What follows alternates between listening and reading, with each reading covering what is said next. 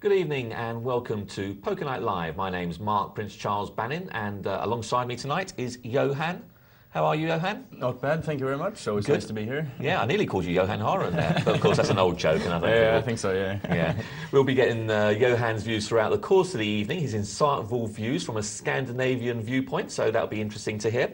Now, the great thing about the show is that what we're going to be watching is a variation of poker. The variation of poker is called Texas Hold'em. And in Texas Hold'em, you get 2 hidden hole cards. Each player gets 2 hidden hole cards, and there are 5 community cards which everyone can use. You take all 7 cards, and basically you make your 5-card poker hand. Now, what happens in between is that there's a round of betting. There are, in fact, 4 rounds of betting before, during, and after the community cards are drawn. And it's the betting that decides who are the winners and who are the losers. Now, the great thing about the show, it's a live show. The show is live, me and Johan are live, but the poker is delayed by 5 minutes, and that's to stop the players turning on their TVs and seeing what each other's hole cards are. Now, the wonderful thing about this game of poker and this particular show is that it's an interactive show, which means you can actually get in touch with myself or Johan, and the way you do that is by texting us. There it is on your screen. All you need to do is text the word poker to 84222. That's our new text number, poker 84222. Put your question in there, sign it with your name, and there you go. Alternatively, you can actually email us, and the way to do that is poker@pokernightlive.co.uk. So they're the 2 ways you can actually contact the show. Now, the kind of questions you might be asking, it might be something that's just new to poker and you want to know some information about how poker is played in a particular way. Or alternatively, you might have an intricate hand that you'd like to discuss how it could have been played in a different way. So that's the different ways. So without further ado, let's go around the tables. Perhaps, Johan, you can do that for us. Yes, absolutely. And we'll start off tonight with a 25-50 cent cash game. No real surprises. We've got 8 players here, and we're going to see them battling it out throughout the course of the evening. Next, we've got a sit and go, $5 buy-in, and we've got 8 players still in the game. They just started with the blinds at 10 and 20. And yeah, we'll be coming back to that one as well. We've also got a $10 sit and go, which we'll be paying close attention to as well. And as you can see, it just started as well. And finally, this is the big thing, we've got a $2,000 added $10 buy-in multi-table tournament. Yeah, and the great thing about it is that this one is actually not that many runners, only 81 runners. So they've got $2,000 added, which is fantastic. Absolutely. I mean, it's a great chance. And I said the last time I was here and then they had this type of game on that I'd rather be at home playing than sitting here, actually. And the good thing about it is that the great thing about it is they're actually more than doubling the actual entry fee, in effect. So they're adding another $25 per person, more or less. So that's good, isn't it? That's pretty fantastic, good. Yeah. Excellent. So there you have it. That's what we're going to be showing you throughout the course of the evening. Don't forget those text numbers and emails. So let's head over to our multi-table tournament and see what's going on there. Right, so what we've got here is just one of the many tables at the moment. We can see the blinds are still at 10-20, which is the starting level. So these people have only just got started, and I think they started with 2,000. 1,500. 1,500, sorry. Yeah. Okay, so here we actually see a couple of people that have been making a little bit of money then. Oh no, you're right. It is 2,000, Johan. That's it. Yep. Sorry, my mistake. It is 2,000. Right, okay, from that we can judge that there haven't been any real changes. We've got Slick Mick with 2,140 and West Ham 28 with 2,220, which is in the top. And yeah, we're going to see what happens here throughout tonight. We've got a situation here with the ace-king suited against a pair of queens. And the ace-king is in pretty bad shape here, I reckon. Yeah, he wants him to catch his queen, doesn't he? Or 2 running diamonds for a flush. So it's not looking good for him. But then again, if he hits any of the ace and king as well. Yeah, he's got the ace or king as well, of course, yeah. And I think he's reckoning that that'll be enough. No. But he didn't, so yeah, that's a pretty tough game. And I think in a situation like this, in an early stage of a tournament, Ace-King is probably not the hand that you should play that hard, as he did, especially if you don't hit on the flop, you know. No, I think you're right, yeah. That's not the time to put a lot of chips in behind Ace-King. Absolutely. You know, it's a hand that's going to, you know, can get you into a lot of trouble. And you've got to remember, you know, if you're playing a hand like Ace-King, it's not going to win you many big pots, because what are you going to get with it? You're going to get an ace or king typically, you know, you're not going to get a straight very often. It's something like over 300 to 1 to hit a straight with ace-king. So you're not going to hit a straight very often. So realistically, the best you can hope for is one pair, maybe two pair. And even when you've got two pair, you have to worry that someone else has got perhaps a straight. Absolutely, so, yeah. And even with the flush, you're not very likely to get a lot of money out of it, because the second best flush is going to be queen high, and he will always be worried about at least the ace. Yeah. That's an excellent point, yeah, because it's unlike another hand of like ace-5 suited, where he could be up against a king high flush who he might feel a bit more comfortable with. Absolutely. But a queen high flush, absolutely, he's going to be worried, isn't he? Yeah, good point.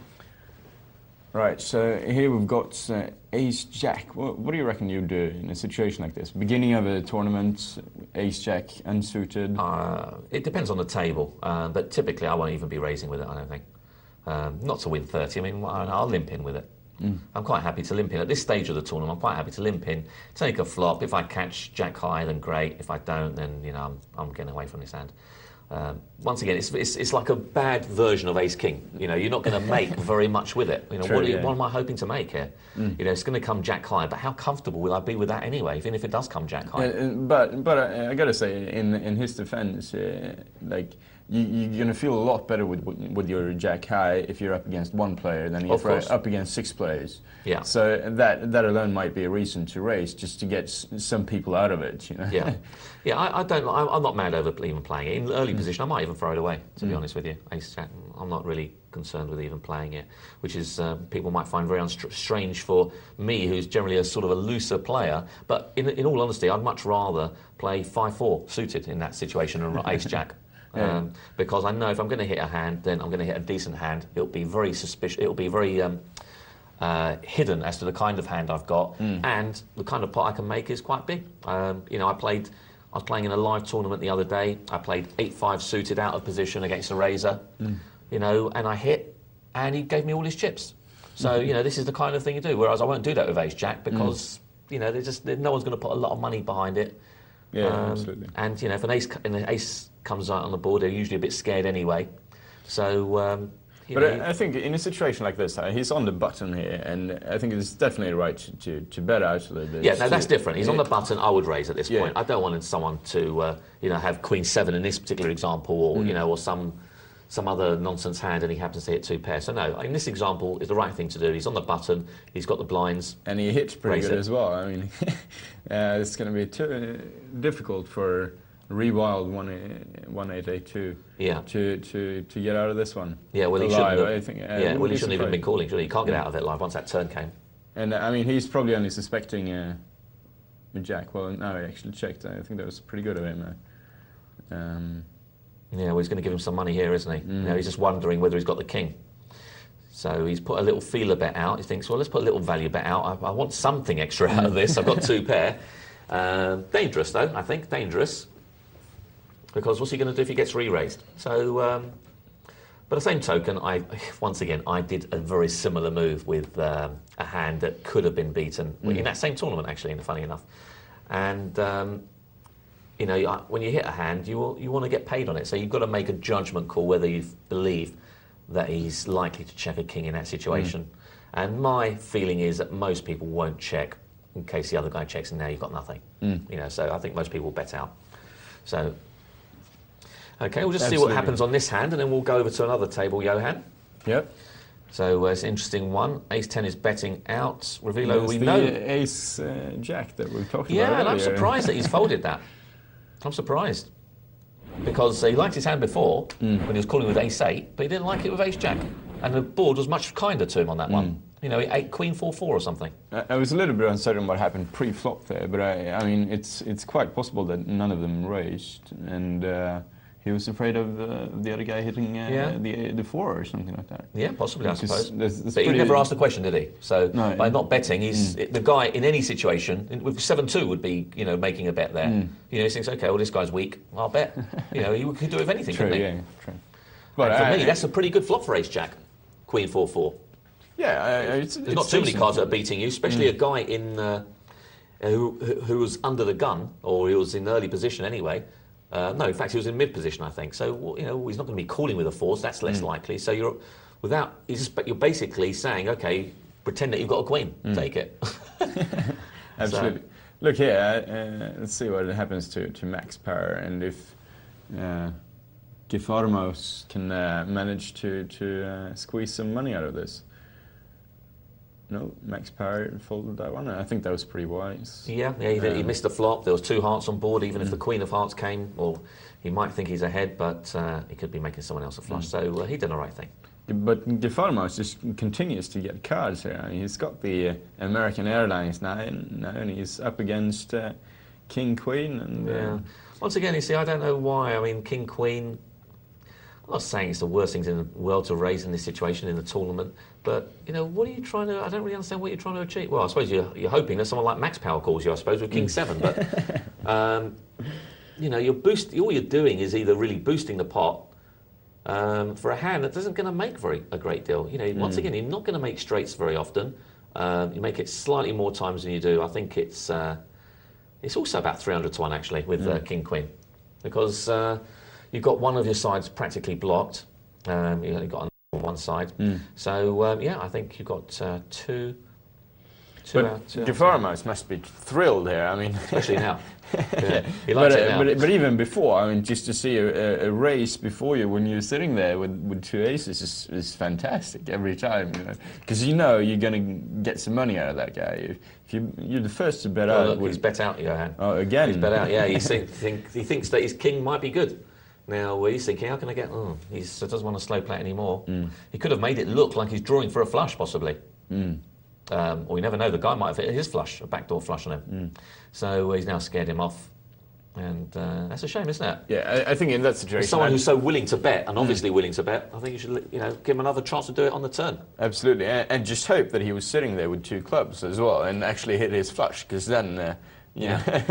then he'd be out of the game by now. Yeah. Well, the guy was drawing dead anyway. There was no 2 cards that he could hit to actually give him a winner. So he flopped a house like that. That's pretty good. So he didn't make the most of it. I think he let him off lightly by raising on the flop. I think that's okay to do that on the turn, but I don't think he should have raised on the flop. And you got to remember, when you've got a monster hand like that, there's nothing that can beat you. You don't have to be worried about being drawn out on the last card or anything like that. So sit back, play it cool, and don't rush away. No. Well, we've got to see what happens on this last hand, and then we'll just shove over to a new table. So, Maestro, if you will.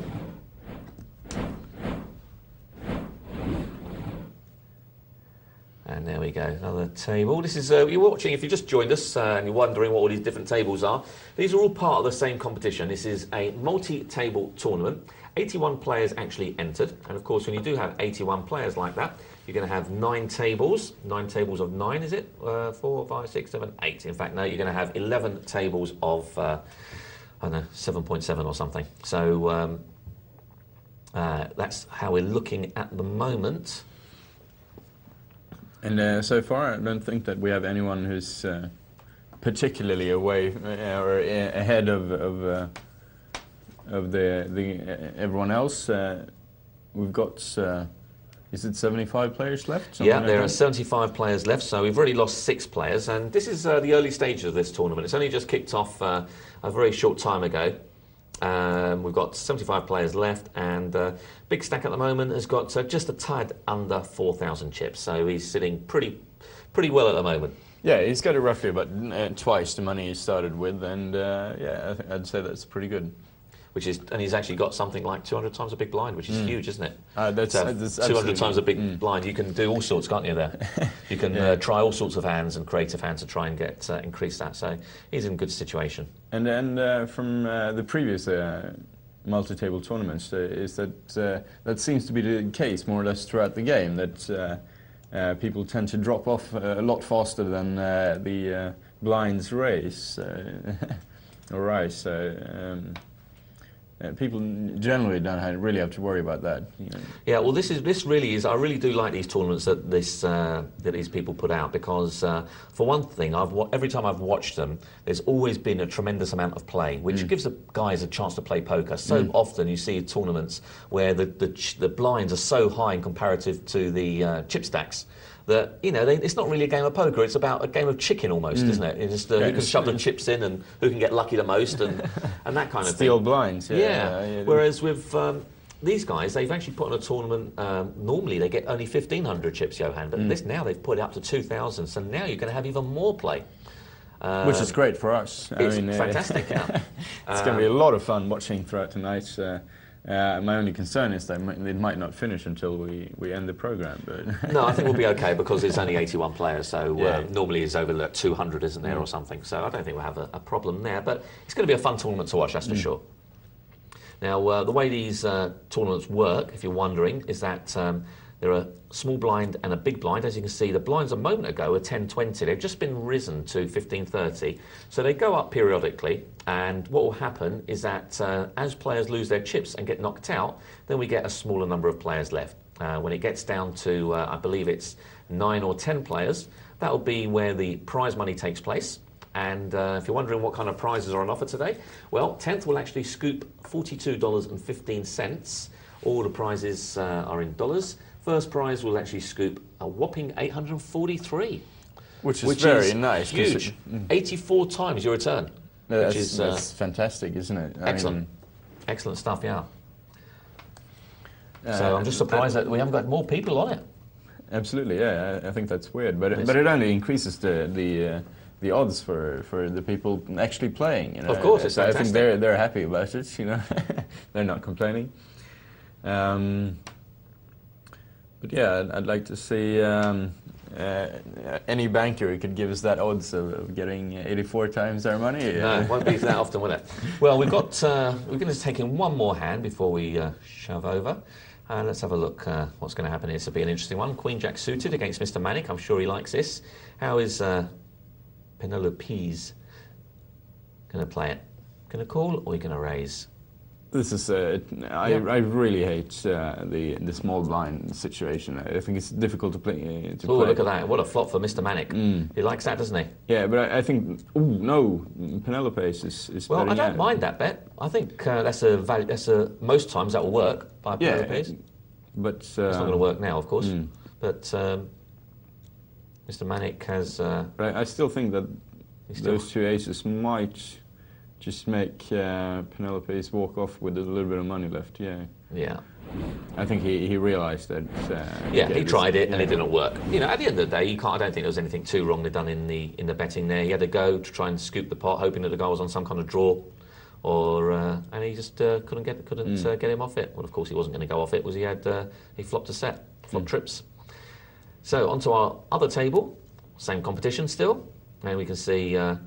Mosa there with a nice healthy stack, 4,000, which is looking pretty good at the moment. And Cincinnati Kid has got the aces there. Oh, look at that, he's hit a straight on him. He's hit the straight on him, gosh. So he's drawing dead. He's drawing dead to a 4, which will split the pot. And that's not going to do it. So Riv Kid. Question is Cincinnati Kid going to be able to fold here? I mean, he's got the aces.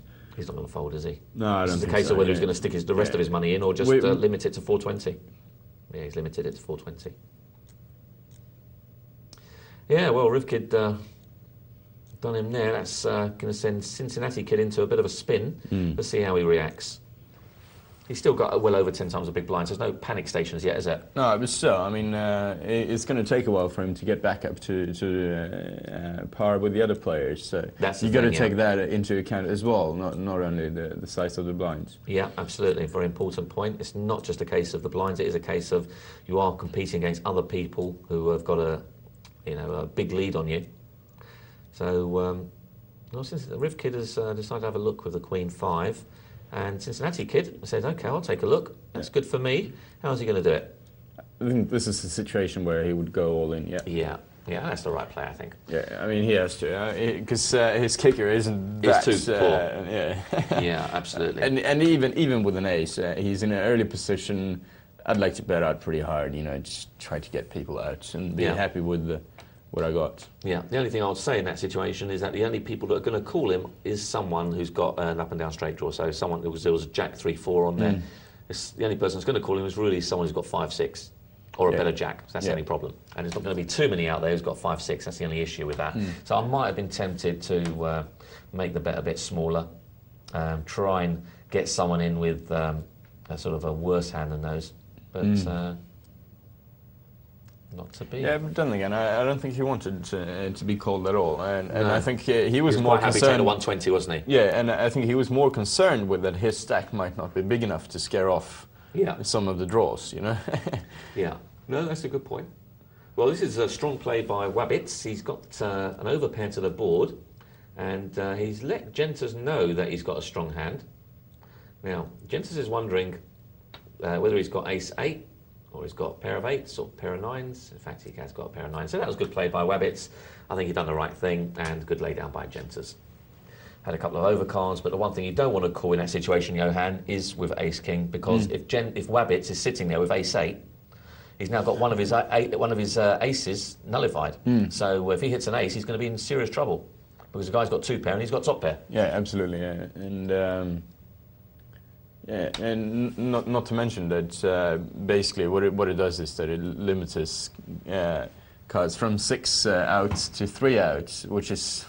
Well, look at this. We've got an interesting development here between Demetrix and Mosa.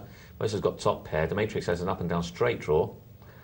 So this will be interesting to see. We'll just take this hand in before we are going to move over, but we'll just take this hand in and see what happens. Oh, he's thrown away the up and down straight draw for a bet of 60. Did he not read his hand? Tight. I don't think he read his hand, did he? I mean, he must have just not looked properly. I don't know. Unless he thought maybe that the guy was sitting on, he could be beaten by a better straight already with Jack 9, but I think... that's pretty unlikely, I think. I think you've got to have a look, haven't you? Yeah, and especially for a cheap bet like that. I mean, 60 and... it's such a small portion of his stack. Absolutely, yeah. No, I think he maybe didn't realise there was a straight out there, a potential straight draw, rather. So we move on, and that was an interesting bet by Glentorin. He had Queen 4 on the board of Ace 2-10. He thought, OK, you lot check it to me. I'll bet and see if I can take it. Yeah, but I mean, fortune favours the bold, as we all know, So, yeah, I think he did the right thing. He tried to steal the pot, and he did it. Well, it worked OK. The only problem is that he didn't have many chips behind him, so he was gambling a fair share of his stack on the bluff. But it worked out OK. What I'd like to know is what he's calling with Queen 4 with that short stack anyway on the button. Don't you think that's a bit of a... Absolutely. You haven't got really any chips to sort of use for bluffing purposes, but anyway. This is pretty interesting. We actually had 2 Queen Kings up against each other, and one bet out and the other one folded. I think that's pretty... interesting. Yeah, it's always interesting to see when you've got sort of the same hand out there how they play against each other, and it's usually the guy with position that wins. Absolutely, he's seen a spotted weakness or something. And I think that's one of the really great situation where you can see the importance of the position. I gotta say, when I began. Well, just to interrupt you here, Johan, we've got Glentorin who's got the up and down straight draw, and we've got AA who's got the set of 5s. And he's craftily checked it. He's seeing now Glentorin. He could go all in with this hand, couldn't he? He's got up and down straight draw. It doesn't get much better than that. Was he calling with 4-7-4 though in that position? Who knows? I mean, he's hoping to hit something here, obviously, and I suppose he figured, if it goes, it goes. I think AA wanted to have Portman Road and Gassa with them here, but he didn't manage. Doesn't really have to be worried about the flush. No, he needs an 8 or a 3. And Glinterim in calls on that. I think that's... Well, that was... I mean, look, I'm not being funny, Johan. Anyone that calls 4-7 with a short stack in mid-position is not all there, is it? Let's face it. Absolutely. Yeah. Now, that was, if you're watching at home and wondering what we're talking about, that was not a good calling hand. The guy had only 400 chips. He's obviously been decimated in a previous hand. And when you've got a short number of chips, you have to use them wisely. You can't just go willy-nilly calling with sort of trash hands. 4-7 is a trash hand, and unfortunately, it doesn't make many hands. And you really need to have a stronger stack of chips to make it work for you if you're going to play those kind of hands, because more often than not, you're going to lose. You're hoping that once in a blue moon, you might pick up a nice hand and win. But it will be once in a blue moon, and unfortunately you need the chips for that. Otherwise you're going to keep trying. Before you know it, you're out. Absolutely, and especially in this situation we saw here, where he actually caught his two-pair on river and still lost. Still wasn't good enough.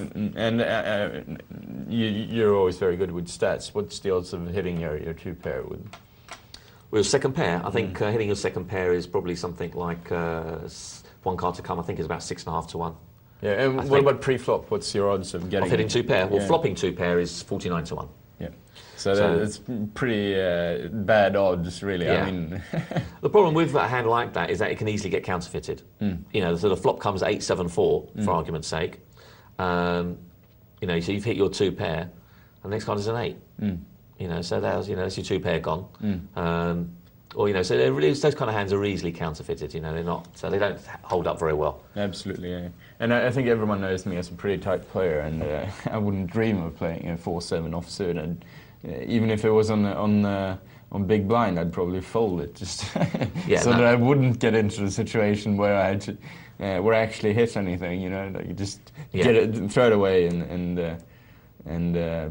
wait for next hand. Well, first to bet. Sleek Shot says, I'll have it. If you don't want it. And Skin Up says, you take it. Well, there you go. He's wondering what he's calling with there. You can bank your life on he didn't have one of those. Surprised that Skin Up didn't try and steal that one. He could have put a little bit out himself. The only problem is he is out of position. So if Sleek Shot has got the gall to call with that, then try and take him off it on the turn, then he's just done a bit more chips. But I think Skin Up could have got away with that one. Coming back a little bit to what I was talking about earlier about position, I think when I started playing, I really didn't pay much attention to position. I tended to think that, you know, the big and small blind was great, because then I got a sort of opportunity to call cheaply on worse hands than I'd usually play. Yeah, after a while, I got to say, for the past 6 months or so, or a year perhaps, I've been playing. I've been increasingly realizing how important the position is in any game, really. There are lots of hands where you practically need the position in your favor to win it, and otherwise you're just going to lose. And yeah, it is a thing, and we'll be talking about that throughout the course of the evening. And perhaps we'll just see how this hand plays out, and then we'll perhaps move over. Buffy be good as a player there. We've seen him quite a lot. We have, yeah. He's a regular on here. So there we have it. Let's have a look at one of our other tables. So what is the... tell us why position is so important, Johan. Tell for those viewers out there that aren't that familiar. Well, first of all, I mean, because it's so much easier to bluff if you're in position. Usually, explain what you mean by that. Why is it easy to bluff? Well, because in a typical situation, you perhaps raise a little bit pre-flop, and the flop comes up, and none of you hits it. If you're in first position, you really don't. You have no clue of. Yes, sorry. Yeah, I mean, just to interrupt you for 1 second on that, because it's interesting because you say that, just to give viewers an idea out there, if the chance of you making a hand with any two random cards is around 2 to 1. So it means that only one time in 3 will you actually hit the flop. So it means you're gambling, in effect, on this is one of the 2 occasions where your opponent has missed it. Yeah, exactly. Yeah. But you know you haven't hit it yourself, but you have no idea what the opponent, whether he have hit anything or not. Yeah. So you more or less have to check it over, or take a big risk and bet out and hope he hasn't hit anything. Whereas if you're in a second position, and you get a check. I mean, odds are that the guy in front of you didn't hit anything, and so you can bet out and hopefully steal the pot. Yeah, so that's the important part, isn't it? Yeah, but I think that's I mean, that's one of the simpler reasons to why the position is important, and I think you realize that quite quickly. But what comes later, if you have 4 players, for instance, and if you're in the last position there, you really get to see what everyone's doing before you have to call. Whereas if you're sitting second and the first guy raises, you have to try to evaluate what the third and fourth player are going to do, whether they're going to call, because that's definitely going to influence how you should play the hand. I mean, if you're certain that... So what you're saying is that it can have an impact pre-flop as well as post the flop. Absolutely. Pre-flop, there might be a certain hand that you don't want to play because there's been some raising going on, and post-flop, you can steal the blinds. Steal the pot that's in there because no one's hit. Absolutely, and also even after the flop has come and. Say the first guy bets out, which is usually an indication of a pretty strong hand, but not always. And you've got 2 players behind you. You have to make a decision of what they're going to do before you make your decision, which is always going to be a lot harder than if you're sitting on 4th position, where you can see that, okay, yeah, with 1 raise and 2 calls, for instance, or 2 folds. So you've got a lot more information at hand to help you play your game at the best. Yeah. So. I'll tell you what I liken it to, and I think this is perhaps a good analogy, is that it's a bit like 2 people in a blacked out room, both holding a gun. And the first one is out of position, and the second one, let's say, is in position, for argument's sake. And the way I define position is that one of them shoots in the dark. Now what he's done is given he's hoping to hit the other guy, but he's hoping very randomly to hit it. And the guy has now seen where the bullet has come from, and he's now got a tell, in effect, on the other guy. Absolutely. So it's a bit like acting second, because you can actually see where that bullet is coming from and what that bullet is made up of. Absolutely. So, and that's the important thing about poker. You've got to know what you're up against, and trying to define that out of position, i.e., when you're first to act, is a bit like shooting in the dark. You just don't know. You don't know what you're aiming for, and you don't know who's got what. Absolutely, and as I mentioned, if you're betting out first after flop, for instance, my advice is that you want to have a really good hand in general, especially if there's more than 1 people behind you. You want to have a really strong hand. Pair of aces, 5 kickers, I can check, especially if I have 3 or 4 players behind me, just because you want to see what kind of information they can give you. I mean, if you're unlucky, you can be up against a 2-pair already, and well, it's not going to make your day if you're betting out real hard on. Yeah, and you might be drawing very thin if if the guy who's got the 2 pair has got one of the aces with it. Yeah, exactly. And especially, I mean, he's in every position to just call you there, and unsuspecting, you'll go into after turn, do the same thing, and lose a lot of money. So. Yeah. Well, talking about the aces, we see it there. He's got a nice ace with a big kicker. And I don't know if there was any raising pre-flop, was there? No, it doesn't look like. 250 in a pot. There might have been a little bit of raising there, I don't know. Oh no, there's 3 people in it, couldn't have been any raising.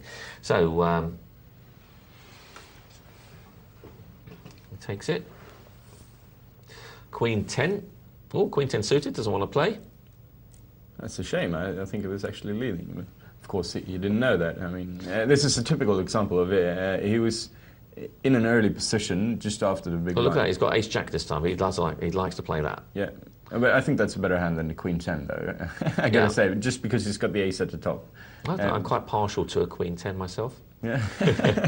Well, you've got your what is it, 7-8 or 8-9? 7-8. Yeah, 7-8 that you like to play. Oh, look at this. This is almost something for everyone here. We've got Joel's, who's got the inside straight draw. In other words, he needs a 10 to make him his straight. We've got Rent, whatever his name is, who's got the up and down straight draw. In other words, he can win with a 9 or an ace. And we've got Pow 1, 2, 3, 4. Oh, look, that's it. Who's got top pair. And now we've got Daz, who's got 2 pair. Gosh, this is something for everyone, isn't it? And we've got the guy who's made the straight. We've got a guy with top pair. We've got a guy with 2 pair. And we've got a guy who's still aiming for his 10. It's fantastic. Oh, I think Joe got out of here, and he really should have. Well, Daz is not going to like that, is he? Because that's nullified his 2 pair. But And Rent is wondering whether he's up against a house. And with all those picture cards on there, with a 8 and a queen, he's probably has to be a little bit worried that it's potentially up against a house. King Queen or King 9 possibly. But then again, I mean, he didn't get a re-raise against him earlier, which would have indicated trips. So I think in that situation where the straight is actually possible, and you've only got a trip, so you want to at least race just to alert some players and hopefully get them out, you know, rather than just sit and wait and with 4 people in the pots, you know. So I think Renhoek was probably pretty certain he wasn't up against the house there. Well, let's have a look at what we've got there this time. Okay, well, there's nothing really for Joel's with that Jack 9. He's sort of pretty much just everything, although he's now hit an up and down straight draw. 7 or a queen is good for him. The King 3 is in no man's land. He's got absolutely nothing. King Queen needs a Jack to make his straight. He can also win with a king or a queen if that comes, although, no, you can't win with a queen because that'll make Joel's a straight. So he can only win with a king for Snaky. Paul, Power 1, 2, 3, 4 has got bottom pair. And Folly has third pair. So we've got, once again, another hand developed that has got lots of bits and pieces for everyone. Yes, and what's weird here is that everyone checked. Everyone was afraid of the ace. Yeah. Well, I would have liked to have seen something from Joel's on this one, to be honest with you. I think he's first to act. He's seen weakness. And I think if he puts out a nice, strong bet, he's likely to take it down once he's seen so much weakness out there. Yeah, and the same thing with Folly. He was sitting there with the 8, and for 2 rounds, everyone just checked over to him, and I'd definitely bet out as well on that one. Make it a pretty tough bet just to make sure that everyone folds. But I agree with you for Joel's as well. He definitely could have betted out. Right, so we're getting the full quota of multi-table tourneys tonight. You can see this is going to be our last table that we have a look at. Of course, a lot of these players will get knocked out when we next revisit them, so we won't be seeing quite so many tables. But let's see what happens on this hand for the next couple of minutes or so. Right, we've got Eddie Blake with Ace-Queen, and I doubt there'll even be a game here. Do you say 6-5 perhaps on the button? Yeah. Oh, he makes a raise as well. Yeah, I don't know about raising with it, but it's deceptive. It's deceptive. I don't mind so much. He's got the chips to do it, and you know, if he hits his hand, then he can actually. I know he's miles away, isn't he, from a straight now? Yeah. He needs 2 cards to make him a straight. Combination of 4, 7, and 2, 4. Stuff like that. But yeah, he was far away from the straight and he realised it. Right. Musa is sitting there with a pair of 10s. And oh, look, the 7-8 offsuit. Well, he's in trouble with Musa, I think. Yeah, and this is one of the few situations where I reckon that re-raise. Come on, Flip, re-raise. Being on the button is pretty nice. If you have a very strong hand, or if you have the aces, for instance, and you see everyone calling a bet before you... You should have re-raised there, Flip. Yeah, well, you got your re-raise by Nationubis here for 600. But if he re-raises, Nationubis folds. And Mosa calls. The flop comes with a Jack on it. Mosa checks, Flip bets, that's the end of the hand. There you go, you see? Oh, he hit the queen in the end. Well, Mosa was the one who were leading earlier, wasn't he? And he definitely had the chips anyways to sort of afford to take a bit of a risk there. Didn't play out this time, but...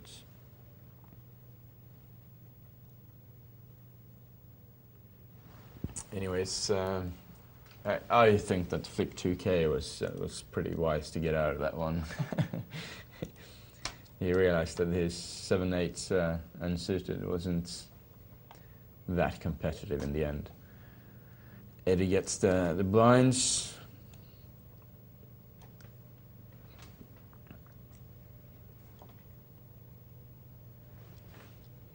Ghost Zapper is playing a pretty tight game, folding the King-Queen.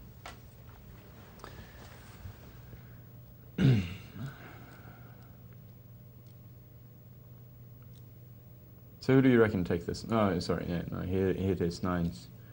Question if his flip can scare him away. And this is the situation that we're talking about. We've got No, you want to scare him away now? No, for sure not. What? No. What happened there? Well, he did. I think Nash Anubis must have missed it. Must have pressed the wrong button. Something like that, yeah. Well, you know what's Which happened? actually happened to me You know what's earlier happened, don't today. you? You know what's happened? I'll tell you what's happened. Did you notice how quickly he done it? He pressed the fold or check button. Must have done so, yeah. And it stayed on there. You know, he kept pressing it or whatever, and he didn't realise that he was very strange. Well, maybe Nash Anubis didn't want to pick up that pot. It happened to me earlier today when I was playing, actually. I had ace-king suited, and I was sitting on the button, and I had one guy who bet out pretty hard, and everyone else folded around me, so I had the blinds after me, of course, but I wanted to make a re-raise. And I clicked, and I was so sure I'd made my re-raise, and then I saw my cards being folded, and yeah, apparently I'd pressed the wrong button there. No. It's pretty bad. Not good. But those things happens in internet poker, and you just have to make amends for it. And 7-8 offsuit winning.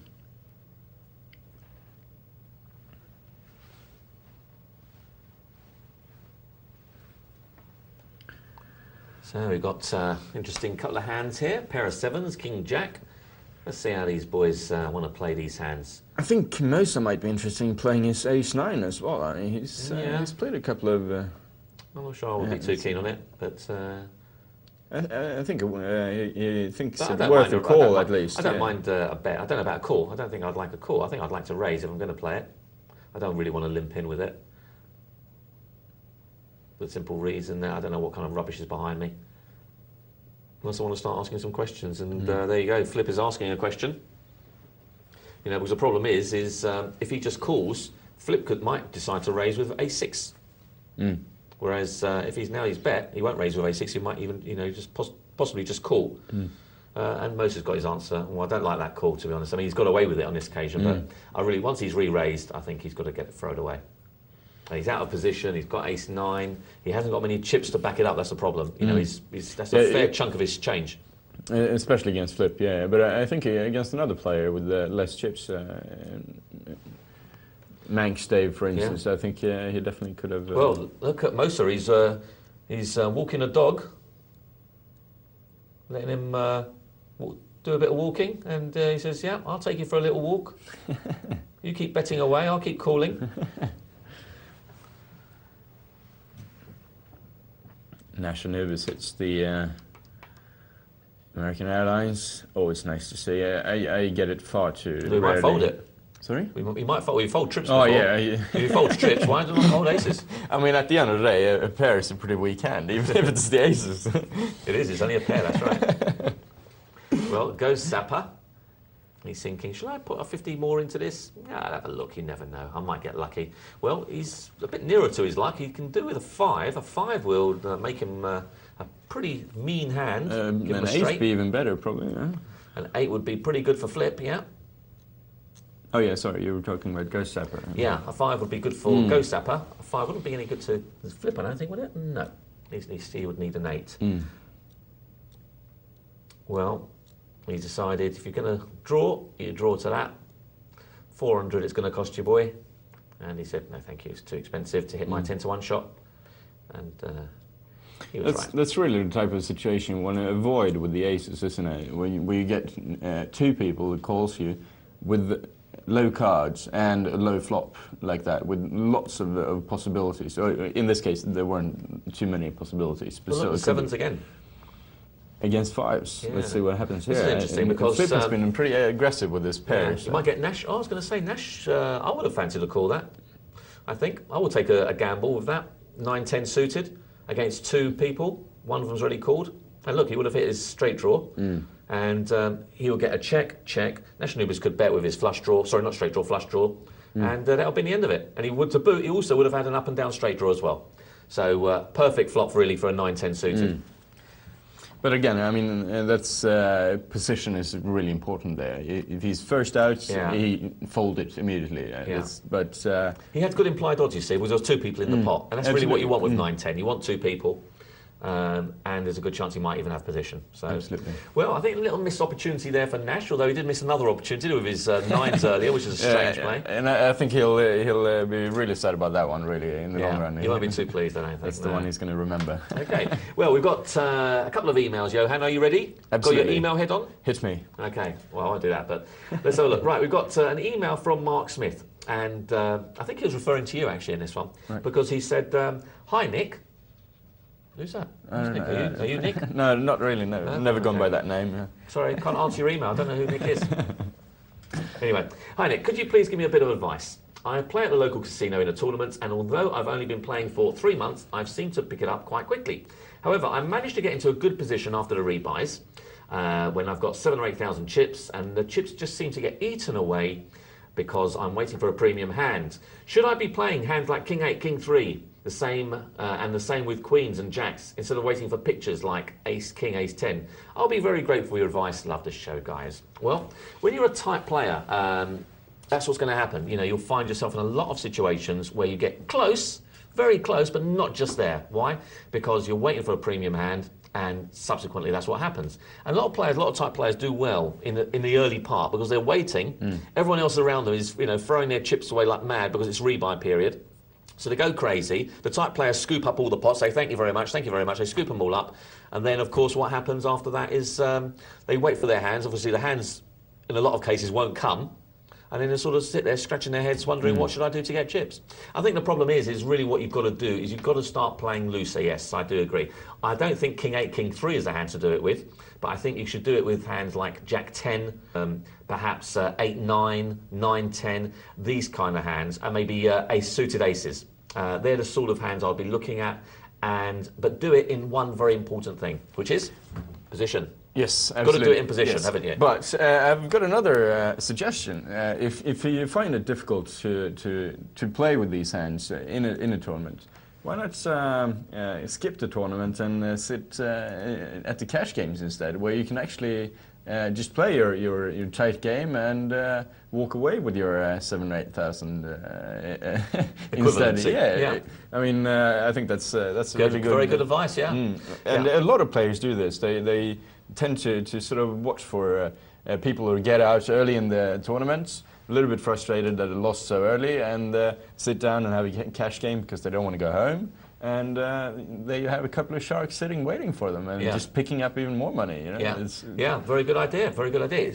Cash games are more suited, definitely, to tight players. So if you feel that you don't want to change your style, then maybe try a small cash game. That might be the answer. However, in the tournaments, you do need to open up in the middle stages to try and catch some creative hands. So that's one thing. I got another email. Thanks for that, by the way. I'll call him John. Yeah, he called me Nick, I'll call him John. Yeah, thanks very much for that, John. Email from Juiced, and he's saying, hi, P&L team. Hello, Juiced. First of all, great show as always. I'm beginning poker player and have a question. I mainly play 50-cent $1 no-limit games with 6 seats. So he's playing short-handed. Yep. What we'll probably do here, Johan, is I don't think we're going to have a chance to go through this all. So what we'll do is I'll read out the email and then we'll perhaps do it after our phone-in and after our break, yeah? All right. Okay. So we're going to do... he's playing in a $50 $1 no-limit games with 6 seats, short-handed. So far, after a few weeks, I'm about even in winnings and losses. So, first question. I read Sklansky's Theory of Poker, and I read about the implied odds in no-limit hold'em. Then, what exactly is the relevance of your hand in the first round of pre-flop betting in no-limit hold'em? Okay.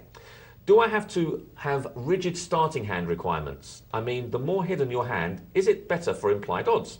I find myself frequently in middle or late position, calling cheaply for $1 or even raising it a little bit with nothing hands like 2-8 offsuit. My reasoning is that if I get 3 of a kind or 2 pair on the flop, I can really win big with a small investment and my opponents won't see me coming. I would never call a big raise with this kind of hand, of course, and if I don't get a hand in the flop, I usually throw the hand away. What do you make of this style of play? Okay, well, that's quite an interesting one. However, I think what we'd need to do is come back to that one after the break, Juice, and after our phone-in, which we're going to do shortly, so it was a little bit short of time. So if you can bear with us till then, I shall give you all the answers. Okay, time to have a little phone-in. We've got John Tokatlides, I believe, from Poker Night Live in Canada. So we're going to head over and see if we can get him on the line. So just come back after this.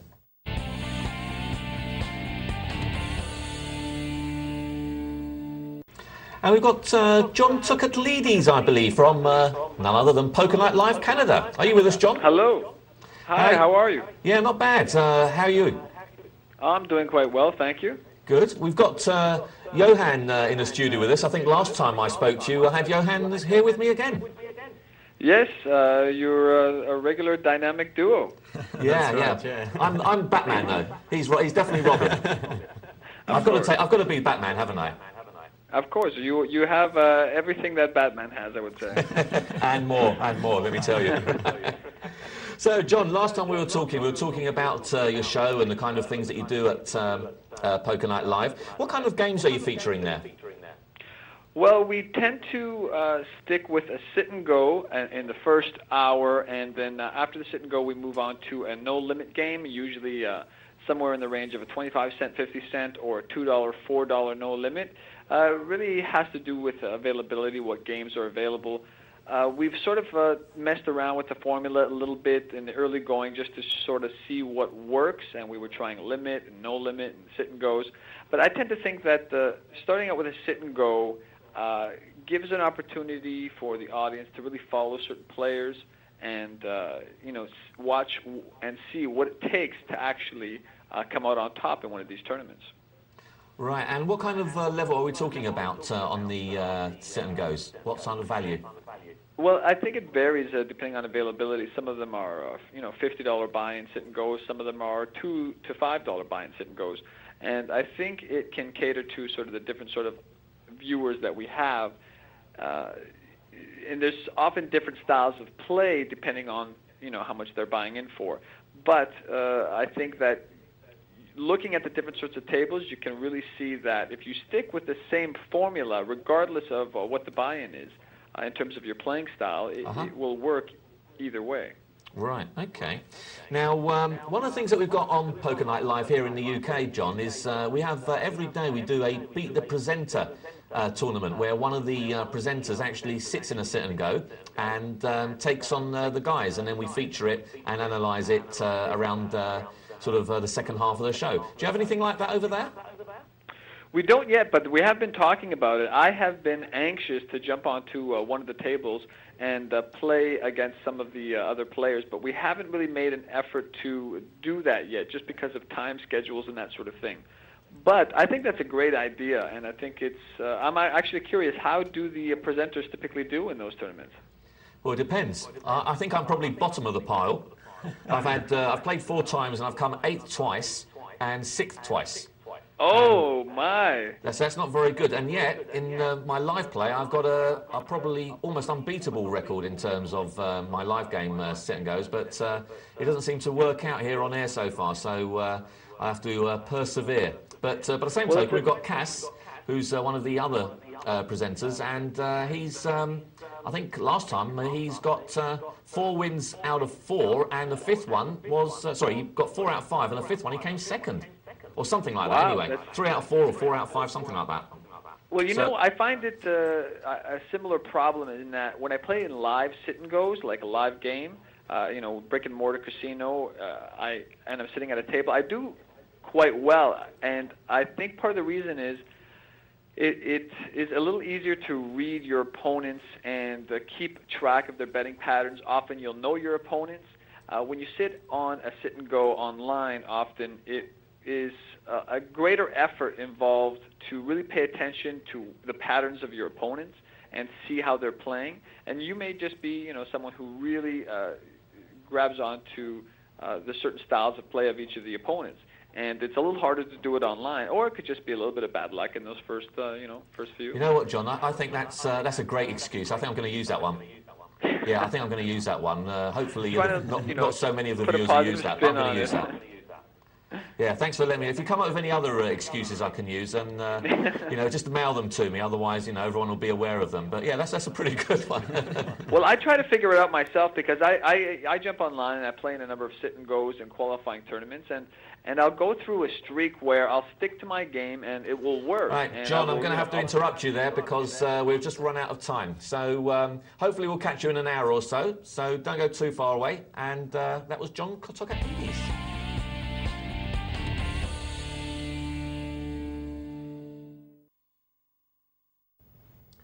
Welcome back to Poker Night Live with myself, Mark Prince Charles Banin, and our special guest today it is Johan. Well, he's not so much a special guest. You've made a few appearances now, haven't you? Yeah, I think this is my 4th time. So there you go. Not so special now. You've lost the special part of your guest appearances. Well, I'm still Swedish. If Swedish, but not special. Yeah, okay. Yeah, sorry, it's not quite the same. Not quite the same. Right. We had an email earlier. Just to recap on the email, it was from Juiced. And Juiced was asking, I'll run through it really quickly. He plays 50 cent $1 no limit games, 6-seaters, and he's basically said he's about running about average at the moment. So he read Slancy's theory of poker and about implied odds and so forth, and he wants to know, does it mean that he's got to now start having rigid starting hand requirements in order to sort of get more money in effect? He's also asking, does he get... the more hidden your hand, is it better for implied odds? That's another question. And he says he finds himself particularly quite frequently in middle or late position, calling cheaply for $1 or even raising a little bit with sort of nothing hands, and then hoping to catch something. And if he catches something, then he can feel secure that he's made his 2 pair and the other guy maybe has got top pair or something, and he can try and win the pot that way. So what do you think about that? Does he need to start loosening up his starting hand requirements? Yes and no. I mean, it's always good to vary your game a little bit. But on the other hand, I wouldn't worry too much about the implied odds. I think, especially if you're playing live games, you can usually get more information from the other players by just looking at them and see how they handle their bets and so forth. Then trying to calculate the implicit odds, and especially since it requires quite a lot of knowledge about the other player's cards. So don't worry too much about it. As long as you know some of the basics, you're more likely to get well paid from a straight or a low 2 pair than you are from getting a flush. Sorry, I'm trying to get on there. It's quite amusing. I'm enjoying myself there. I'm enjoying myself. You trying to do 3 things at once. It's quite fun. Okay, and let me answer the question from my perspective. Do you have to have rigid starting hand requirements? The answer is it helps pre-flop, I think, if you have certain starting hand requirements. What's more important, really, is that you understand what you're trying to get out of the hands that you're actually playing. So starting hand requirements are important to play, but are important depends on what kind of style you want to play. For example, if you want to play a tight style, then yes, obviously starting hand requirements are very important. If you want to play a semi-loose style, like the way I play, then you'll tend to play suited connectors and that kind of thing. The way you're playing is sort of a mixed bag, really. I'm not really convinced that you know what kind of style you want to play, and you're not really adjusting to the table. I'm a bit worried about calling or sort of raising with hands like 8-2 out of position, because you can make 2 pair out of it, but you've got to remember that every now and again your opponents will make 2 pair too, or you'll hit trip 8s and your opponent will have trip 8s with an ace kicker. So that will play a bit more often, and you'll lose a lot of pots that way. You'll lose, your entire stack in one occasion when that does happen. So I mean that you said that, is it the more hidden your hand is better for implied odds? Well, the answer is definitely yes, because the whole notion of implied odds is that the guy will pay you off at the end. Now, if he can't see what you've got and he can't work out what you've got, there's a greater chance that will happen, and it means that your implied odds are greater, because if you can't really understand where you're coming from, what kind of hand you could be holding, guess what? He won't believe you for what you're trying to represent, and hence he'll pay you off at the end. So yes, it is important. I think I would look to playing I think you need to really gauge where you're at with this, and I think you should try and perhaps tighten up and really take note of playing the button a little bit more. Not necessarily raising, because eventually, after a while, without being funny, if you're sitting at a table for half an hour, 45 minutes, most people will see you do it once or twice raising with 8-2, and they'll soon know what you're raising on a button with. and subsequently they'll just re-raise you and take you off the hand in a lot of cases. So on odd occasions they'll pay you, in a lot of cases they'll re-raise you off the hand and you're just wasting your time. So that's the thing I would say about that particular thing. I'm not sure if that's quite answered your question. If it hasn't, then email us back in and I'll give you those details again, how you can contact the show. You can text us, that's the first way. Let me just see, the number is, there it is on your screen, it's 84222. Now all you have to do is text the word poker to 84222, type in your question and subsequently sign it with your name, and that way we'll know who it's coming from. There is an alternative way of doing it, of course, and that is emailing us, poker@pokernightlive.co.uk. And the great thing about that is that one's free, whereas the text one isn't. So take your pick, as it were. Anyway, we're going to be heading over to a little cash game. So let's head over that. That one's a 50-cent $1 game, I believe. Oh, 25 cent, 50 cent, in fact.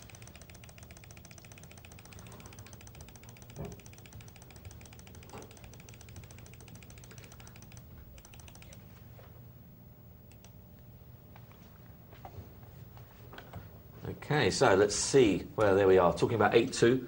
There we go, he's got it there. Although he's not got it on the button, he's got it under the gun.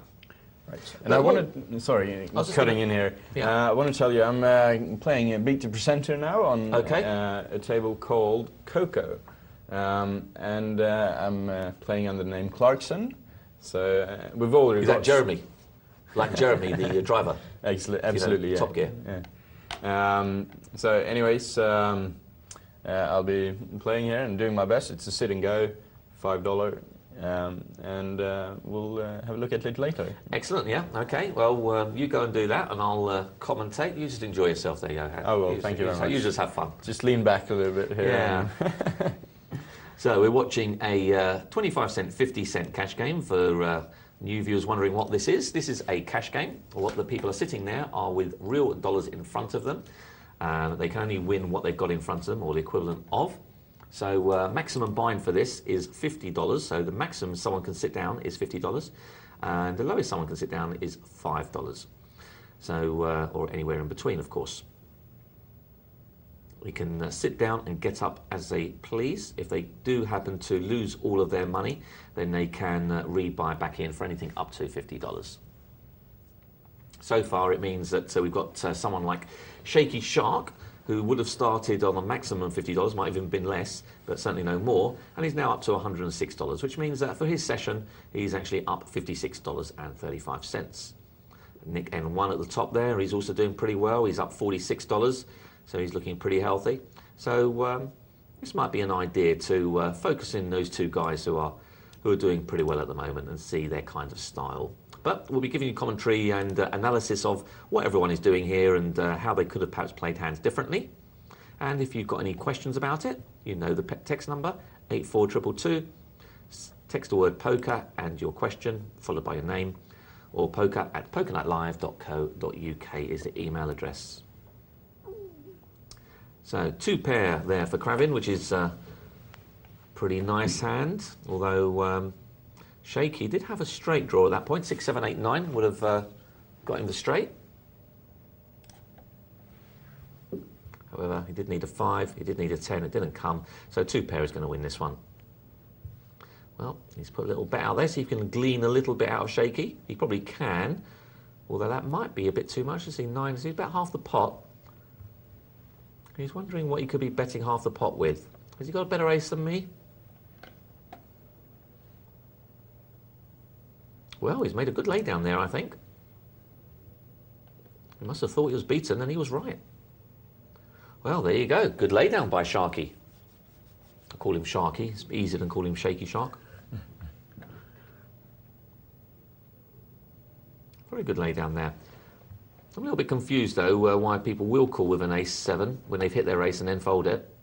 Of course, the board was a little bit threatening. It wasn't that scary. It wasn't as if it was ace-king-queen or something, or ace-king-jack or something like that. It wasn't that scary, so I'm a little bit confused as to why I'd call there. But he saw Craven's better strength. He feels he's a player that won't bet on the end unless he's made a decent hand, like aces up or something equivalent. So he thought he must be behind. The only problem with doing that sometimes is sometimes a little bit too often. If you do it too often, means that you can be throwing away the better hand sometimes. So we'll have to watch out for that. It's very early days yet to make any judgments, so we'll see how that one pans out. But for the meantime, we'll call it a good fold, because that's what it was.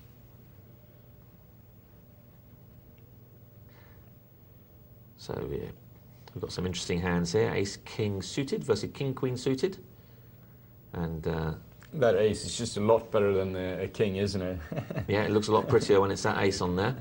Although Lurch does have backdoor potential, and he's not chasing it, so he decides to leave it. Of course, what I mean by backdoor potential, if you're wondering, that means that you need 2 running cards to actually make your hand. In that particular case, he could have made 2 running spades to make him a flush.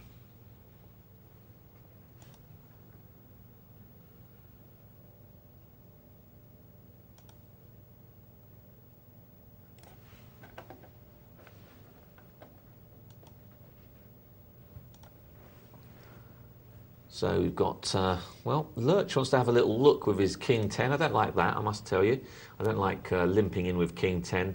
I don't like Shaky's limping with King 10, but it's a lot better than Lurch's one. One, he's in a better position, and, you know, 2, it's not a hand that makes very much. But, oh, look at that. Potty will like that.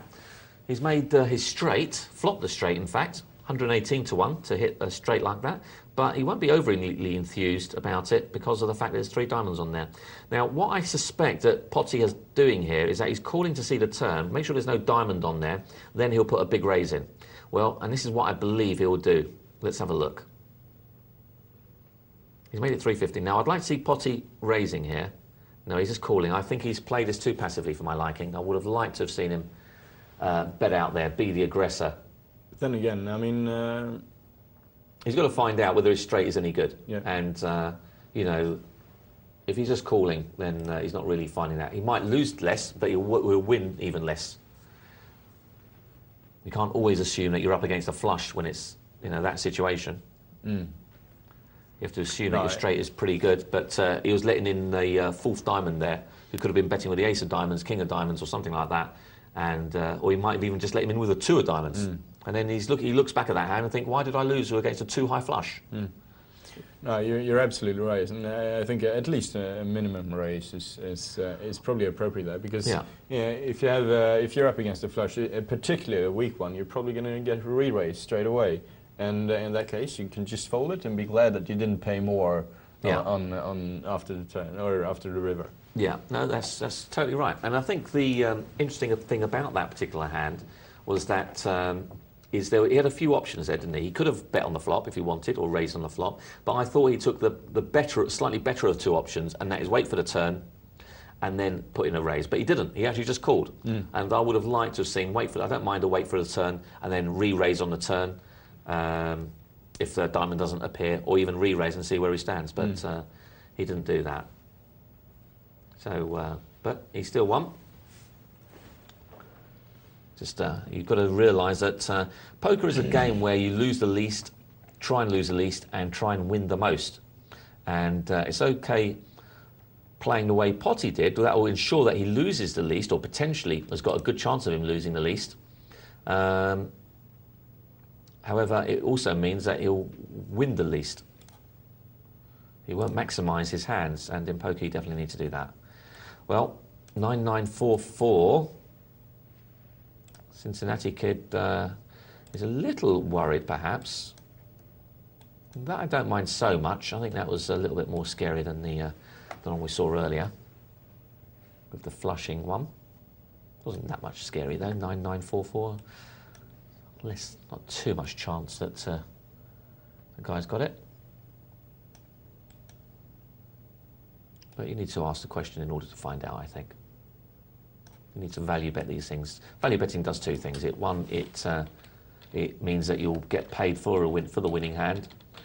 Plus 2, it can also put a stop bet in, ensuring your opponent. Well, it doesn't ensure, but it helps stop your opponent. Now, you see why it's such a good hand. Do you see why it's such a good hand? 7-8.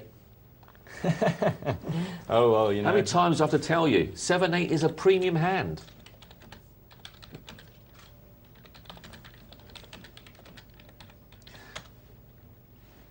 And Potty, well, he made it very big there. It seemed like he was almost scared, which is a shame there. I think that was a milking opportunity there.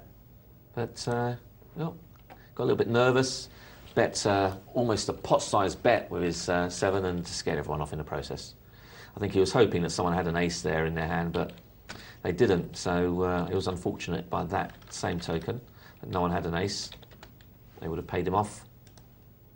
So Craven with the king-queen suited. It's been raised coming up to him. What's he going to do?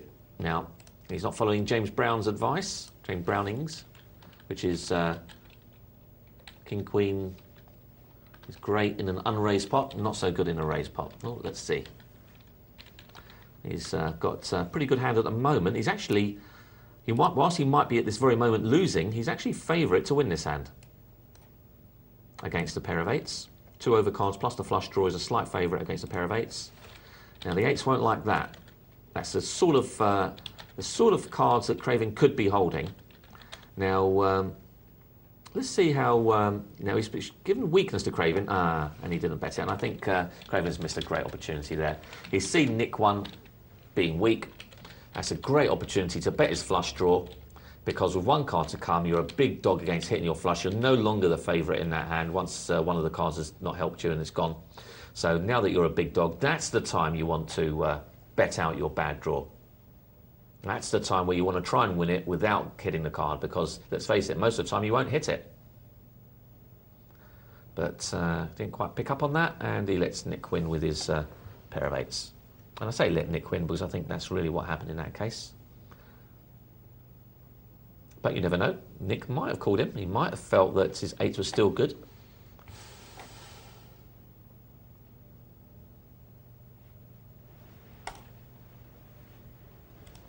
So, 10 jack, nothing here for Cincinnati Kid. Potty Dotty with a pair of fives. Should we put a little feel about here? I think I would. 150 would do nicely. See where I stand. He's only up against a small blind. The small blind is unlikely to have an ace. So there you go. Well done, Potty. That was a good bet.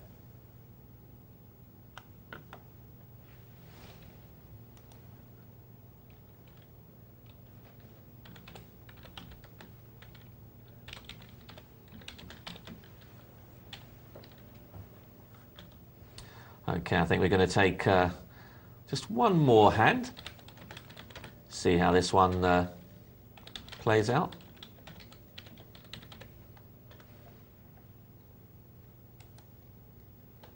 King Queen against King Jack.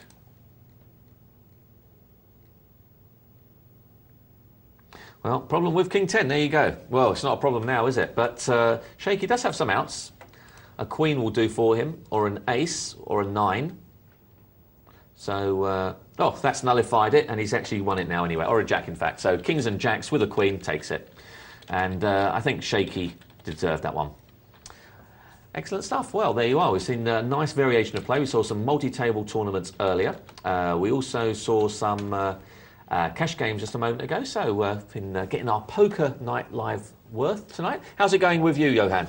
Well, it's a bit slow, to be honest, to make my cards, so just, well, not giving me a lot of room to play, really, to be honest. Trying to do some, entertain the others by translating a few bad words to Swedish. We won't talk about that. Bad boy, teaching those people bad names. Anyway, we've got an email, I think, to have a look at. Let's have a look what it is. And it is an email from Damo. So thanks very much for that, Damo. And Damo is asking, hi Mark and Johan. Hi Damo. I've been playing poker with some success for 2 years now.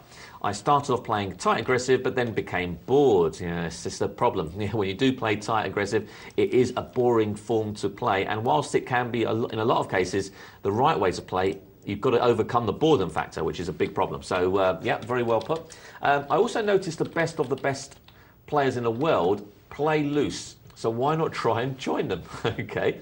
Now, I play much looser, but always aggressive. I like using late position to raise with usually good cards, but sometimes suited connectors and even random cards. Nothing wrong with that so far. I find I get paid off when I hit a good hand because I'm usually continuation betting and semi-bluffing, etc. And opponents don't usually give me much credit for the nuts. Yeah, excellent point. However, every hour or so, I tend to lose a huge pot and wipe the majority of my much hard-earned profit. Is there any tips you could give me to help me develop a more selective, efficient, loose style of play, or any books? All I've read so far is a tight, aggressive style. Any help would be much appreciated.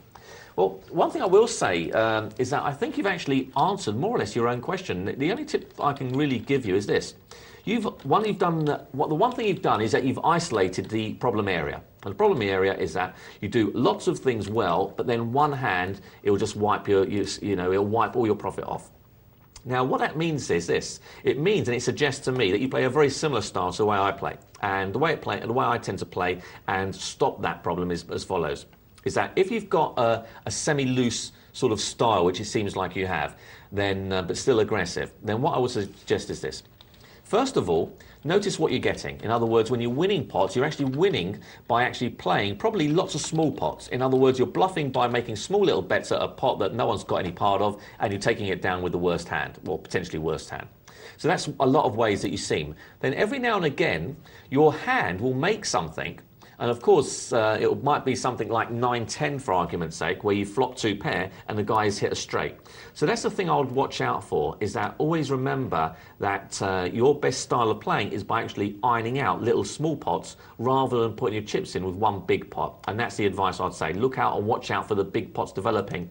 And also watch out that every now and again, if a bluff doesn't work, then remember that guys out there can hit the cards on you. So 9-10, 2 pair, doesn't always win when you've got someone sitting there with king, queen, jack or something, So watch out for those situations. And just remember, every now and again, when you are playing the hands, especially the 8-9s and 9-10s, they will make straights for other players who are holding king, queen and stuff like that. So watch out for that.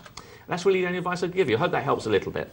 So we're going to go and take a look at the multi-table tournament that we were watching earlier. So let's see how these boys are now playing.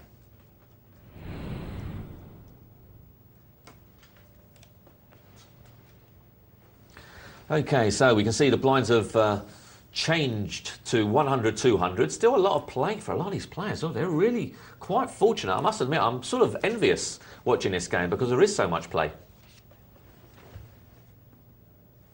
So we've got, at the moment, just to give you a bit of an update, this table started with, this tournament started with 81 players. We're now down to 36. 10 players get paid. And ironically, we've got the chip leader and the smallest stack both next to each other. As you can see, Smoothcut, who's a chip leader, one of our regular players here on Poker Night Live, and Fat Slaft, who's got 865. So Smoothcut doing tremendously well at the moment. Very nice indeed. And he's got about 65 times, 66 times. Actually, he's got about nearly 70 times the big blind there. So he's in a tremendous position here. 70 times a big blind with blinds of 100, 200 and 36 players. Very good position indeed. Like to see him go on to better things. Now he's just flat called with a 7-8. Let's see if he uses his position. I assume he'll get a check here, although let's have a look. He does. Now, will he use his position? He does. A bit weak for my liking. I would have liked to have seen a little bigger, but it's done the trick anyway. Would have liked to have seen it about 300 or 400, just in case he had some back door that he wanted to chase, but he hasn't got the chips for that anyway, so Smoothcut takes it down. A nice way to play 7-8. That's why 7-8 is a good hand. But having said that, he was really playing the button there. He wasn't playing his cards. He was playing the fact that he could put in a steal on that button. And when you've got so many chips, you can afford to do that practically every hand. So I'd like to see him make more, well, not more, but I'd like to see him make use of his cutoff and his button. And he's doing it, which is great news. The only thing I'll say about the cutoff is sometimes you do need to raise a little bit more often than you will the button, because you sometimes will need to buy it. You'll need to buy that button. Well, it's happened again, and it's a pretty good flop for any two cards, really, because it's less likely that anyone's got any part of that. But he certainly should bet now. He's been given the green light. He's got his card, and even if he didn't hit his card, he should be betting out unless it was a picture card. He's now putting a very nice strong bet, and he takes it down. Perfect play by Smoothcut, and if he keeps playing this way, we can see him going a long way. The only way I can see him getting beaten here is is if he gets, you know, sort of a couple of vicious outdraws. But certainly he seems to have the right game at the moment, so good to see. Well, Mark, I can tell you now happily that I'm not the first one to go out. Excellent. Yeah, it feels pretty good. Yeah. I got 1,400 compared to the lead. Hold on, I'm actually the chip leader at the moment as well. Oh, okay. All right, well, don't tell us too much info, because there'll be nothing to watch otherwise. It'd be like watching, you know, it's a bit like watching the end of Columbo. Probably. You know? I don't want to see how he susses it out. So we've got a Taz 70 with a couple of suited cards, and he's now betting out, and I like that bet. I must admit, I do like that bet. He's said there's not a good chance of me hitting my flush. About 4.5 to 1 or thereabouts.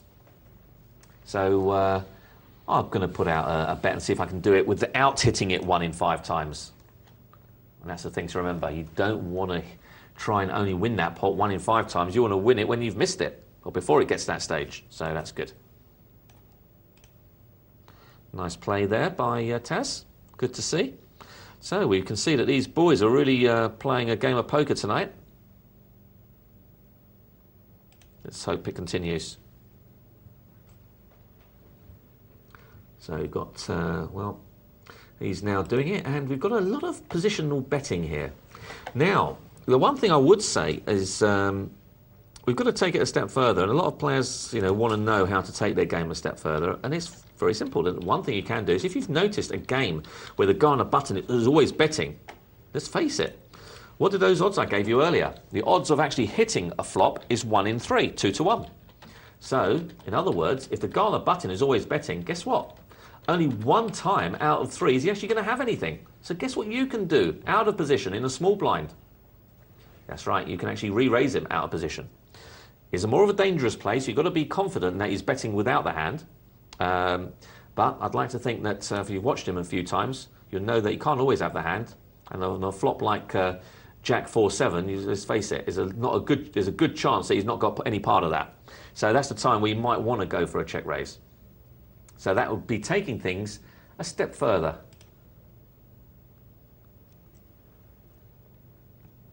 But you've got to be pretty astute to what's going on around you.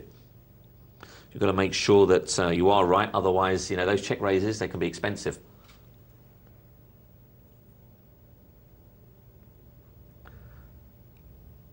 Okay, on to the next hand we go.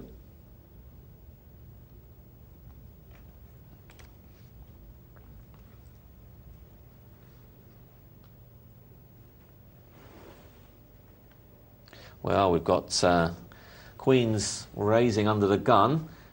Gentry will think this is good enough for me. I'm sticking my lot in here. I need the chips. He's only got 9 times a big blind. Yeah, and he does, and I don't blame him, really. And it's worked out okay for him. Worked out very nice for him. Unless the Queen appears, it doesn't. And I don't think he had much choice. And that was the right. I think that was really the right play. He doesn't want to be playing around trying to hit a flop. With Ace King, it's just too big. It's just too much of a chance. Sometimes you need to put your chips at risk, and I think that was a good time to do it. Ace King suited. Okay, so that's the multi-table tourney. Don't have to fear. We're going to come back to it a little later on in the evening. We'll just watch the climax of this hand. Mark, we have a question for you here from one of our watchers, and he says, "What is Mark on about check raise in the small blind? Why not wait until you have the button?" Ask him. Yeah, okay, I'll answer that in a moment. Just let's just head over to our cash game, I believe. So yeah, so in fact, I'll tell you what, we'll do that now, shall we? While we've got the view screen. So his question was, Johan, what was it? Read it back to me. Well, what is Mark on about check raising in the SB, I suppose, it's small button? Yeah. Why not wait until you have the button, ask him. Okay, well, because there'll be times where you don't have the button. You know, there'll be times where you're in the small blind without a hand. But all you'll have is perhaps someone who's on the button who's always making a still. So if you notice that on the flop, the guy is always making a still, then the next level is really to be able to judge when that's happening And when you've got the judge on it, then check raise with nothing. You don't always have to do it. Now, that is a bit more of that is a positional play, believe it or not. It is actually a positional play.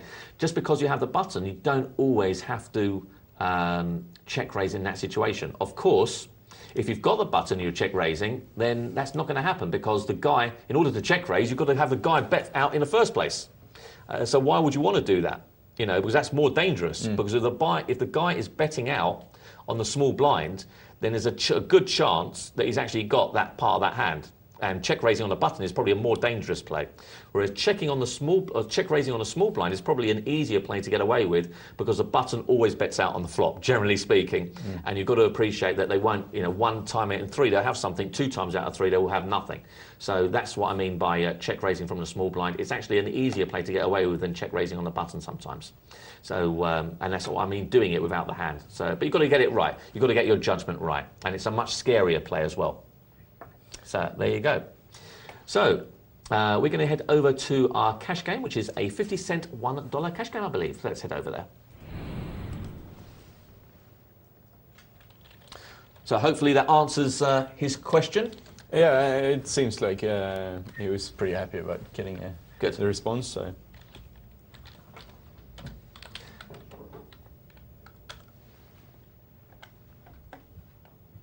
So Cincinnati Kid with the 8-5 of hearts. I do like that hand, 8-5 of hearts.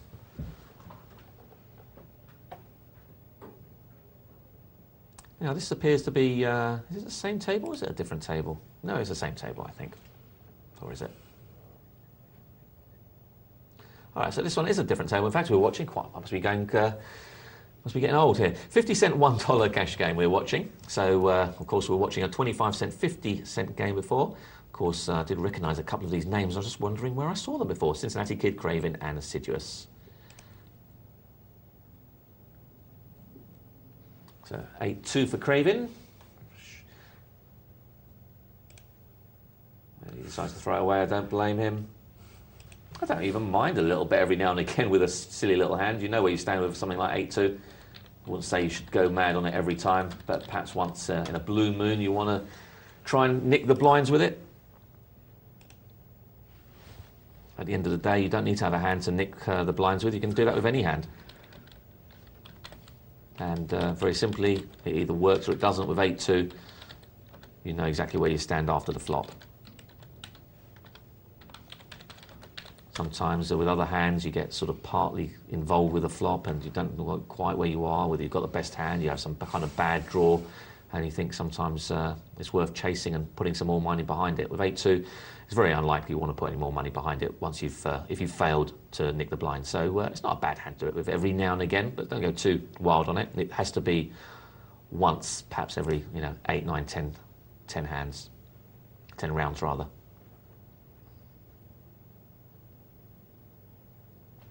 Just to add a bit more deception to your game. Beg your pardon? Did you speak to me or? No. I was just talking to myself, really. Right. Yeah. Something I do every now and again. So for those of you wondering, we're watching a 50-cent $1 cash game. Maximum bind for this one is $100. So minimum bind is $10 or anywhere in between. So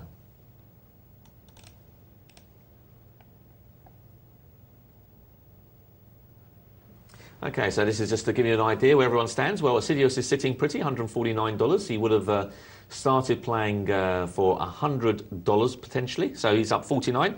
As is Monty up $34, and down the bottom there, Garak 9. Doesn't necessarily mean that he's lost $62 because we don't know what he's sat down with. But that's what he's got at the moment. So it's quite a bit of money on this table. Just around $800, a bit more in fact. So it's looking, was it a bit more? Yeah, it's about that. It's about $800. So let's have a look what we've got here. We've got, what's that? Third pair for Garak. And there you are, Monty using his button, betting out with it and stealing it. Very nice indeed. So Assiduous with the 5s.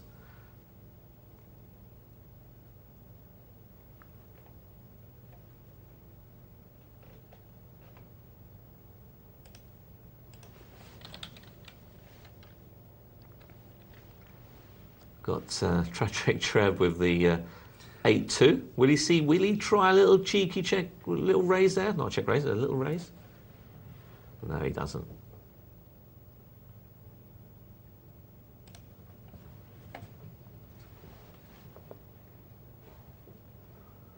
Well, Moon Juice do here. Now, I would actually like him to bet with this hand. The reason being is because he's got a bad draw on. He's got clubs against him, and he's got a bad draw in as much that it's the bottom end of the straight draw. So I really don't want to hit this straight, because if I hit the straight, it could be a better straight out there, unless, obviously, the 8 comes.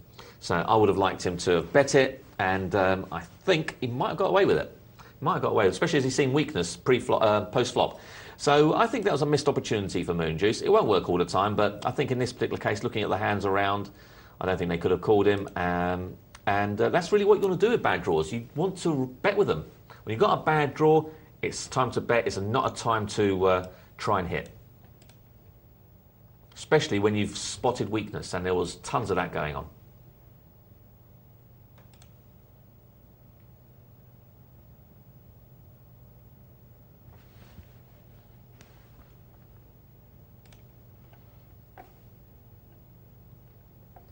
Well, this is a huge overbet there by Garak, and I really don't understand this bet. He's betting 15 times the big blind with a pair of kings. Garak, you want people to call you when you've got a pair of kings. That's the whole idea of having a pair of kings. People call you with worse hands, and you get their money.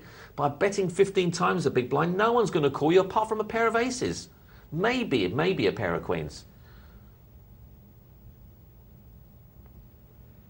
So, not something you want to do, and that's possibly a reason why you can't accumulate chips, Garak, because every time you get a decent hand, you bet so big that you're just scaring everyone off.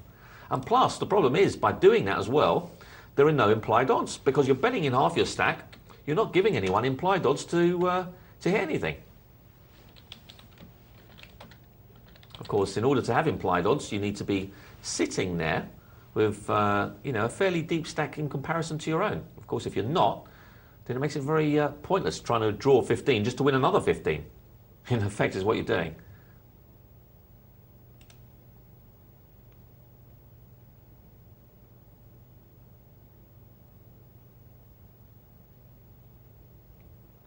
So, Cincinnati Kid with 9-6. Oh, he's trying a nice little raise out. I like this bet by Cincinnati Kid. Don't mind it every now and again. For the simple reason, like I said earlier with the 8-2, you know pretty much where you are with 9-6. You know, he knows now that he hasn't hit part of it, and he can just bet out, trying a continuation bet, and be interesting to see if anyone tries this. Well, he's actually said. Now this is a strange play actually, in as much from Cincinnati's Kid's point of view. He's looking and he's thinking, well done. I say, well, why are you betting when I got the betting lead? Now, Cincinnati Kid, if he's got the balls for it, will actually re-raise. He does. Wow, what a fantastic play. Fantastic play by Cincinnati. He's read it spot on. That is a great piece of play, and happy days. He can't call this, and he can't. I can't see any player in the world re-raising here. That was tremendous play by Cincinnati Kid, and that was worth taking another look at. Hopefully, we'll see a bit more of that. Well, that was a fantastic piece of play by Cincinnati Kid. Read it perfectly. He saw that happy days. Well, hold on a sec. I've got the betting lead. Why are you betting? So you're betting with a king-high flop. You know, it's not a hand you'd want to protect your hand with, so you'd let me bet. And he read it perfectly. He said, OK, I don't think you've got anything. I'm going to re-raise you. You might have a weak pair, a very small pair, certainly substandard. I'm going to re-raise you. This is mine. And he took it off him. Great play, great play. That was certainly advanced of a $51 game.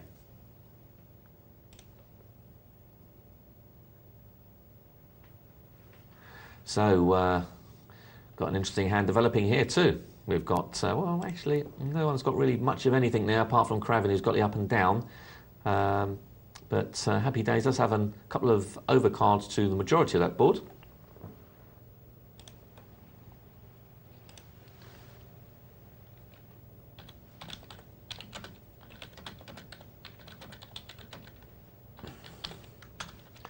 So, Garak with the 7s. How's he going to play it? Let's see what he does this time. It'll be interesting to see. He'll be an interesting character to watch, this Garak. Right. All done? Yes. Okay, don't tell us what happened. Not even nothing. No, not nothing Right. at all. No, Nothing at all. we'll keep it as a secret for a little while. Yeah. And well, secret until in fact, it was secret for all a while. right. Anyway, so what's going on in the cash game? We've got Monty, Assidious, and Garak. Yeah, this is we saw Cincinnati kid. I don't know if you saw my excitement a moment ago. He pulled off a great move. Okay. I I heard you getting excited, but I was Yeah. a little bit up in my own game, so I He had a nothing hand, basically, 9-6. He's in the cutoff, he raises with 9-6. Okay. Big blind calls him with 8-9. Flop comes something like, I can't remember exactly what it was, but it was something like King 10-4 or something. Big blind now is decided to raise more than the pot. So there's about, or about a pot-sized bet roughly. I think it was slightly more than the pot. And Cincinnati Kids thought and thought and thought. The guy's put out a bet of 8. I think there was about 6 in the pot at the time. Guy's put out a bet of 8, and Cincinnati Kids made it 24 with 9-6. And he's basically looked at it and he said, "Well, hold on a sec. I've got the betting lead. Why are you betting? If you had a hand, you'd let me bet and then re-raise me." You know, that's what you do, wouldn't it? Yeah. You know, especially when you've got someone with a betting lead. So, and he re-raised and thought, okay, well, you can't have anything. You know, especially with a king high board, it's not like you want to protect the hand. If it was an 8 high board and say, okay, you're trying to protect the hand just in case I don't bet. But so he read it perfectly, re-raised him, and he took the pot. The guy had no answer, and it was a fantastic play. Okay. Really good. That's very, very nice to see. Lot of potential. That's what I told you last time. That sometimes, even at 50-cent $1 games, you get really, really good play and some really good players, at least at times. Yeah, no, you do. I agree. It was really good to see. Really good to see. So hopefully it'll be a bit more of that. The only thing I will say is, you know, that it is important to. It's very easy to get drawn into a fact where you now start doing it all the time or too often. So hopefully you won't fall into that trap of thinking, oh, I've got to, you know, I'm going to do this more often because it worked so well that time. Because people will start reading it and then they'll just re-raise you back. They think, I don't believe you for it. I think you're just trying to get me off it. I'm going to re-raise you. You know, with very little. So it can be expensive. So hopefully you won't fall into that trap. And you just thought, okay, I'll do this every now and again, and that's a nice way of accumulating chips. Absolutely, yeah. And then eventually people will call him, but they'll only call him when he's actually got the hand. You know, so it will work out nicely. I think it's quite interesting that in general people have a lot of money. All of them's got more than $100. Yeah, well, we did have one player in seat 2 with $40 odd. So I don't know if they've been getting him, but yeah, they're all sitting there. So certainly someone's been reloading or has disappeared from the table. Right, this should be an easy win for Cincinnati Kid. Well, not necessarily. I think I actually quite like this play. I like the deception of this play. You know, it doesn't put him on an ace, so he might get a bit of money out of Craven. Oh, there you go.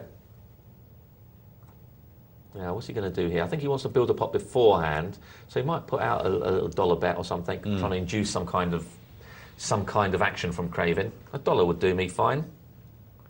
Situation. Still, I think That's okay too. I don't mind it so much. The only problem is sometimes there'll be so many scare cards on the board, you know, like that, for example, that it's even a bit scary for him now, you know, with his ace queen. Flushes out there, and yeah, I think sometimes you've got to say, okay, well look, maybe the guy has caught a draw on a turn, so let's make him pay a little bit for the draw. Problem is that if he's betting on the end like that, you know, the guy's either hit his hand or he's not. Yeah, the problem with a bet like that is that, I mean, he's not going to get called by any hand that doesn't beat him, right? No, I think he could get called by one of the, you know, just a pair of kings. You think so? Yeah, I think because he didn't raise pre-flop, so there's no indication that he's got an ace in his hand.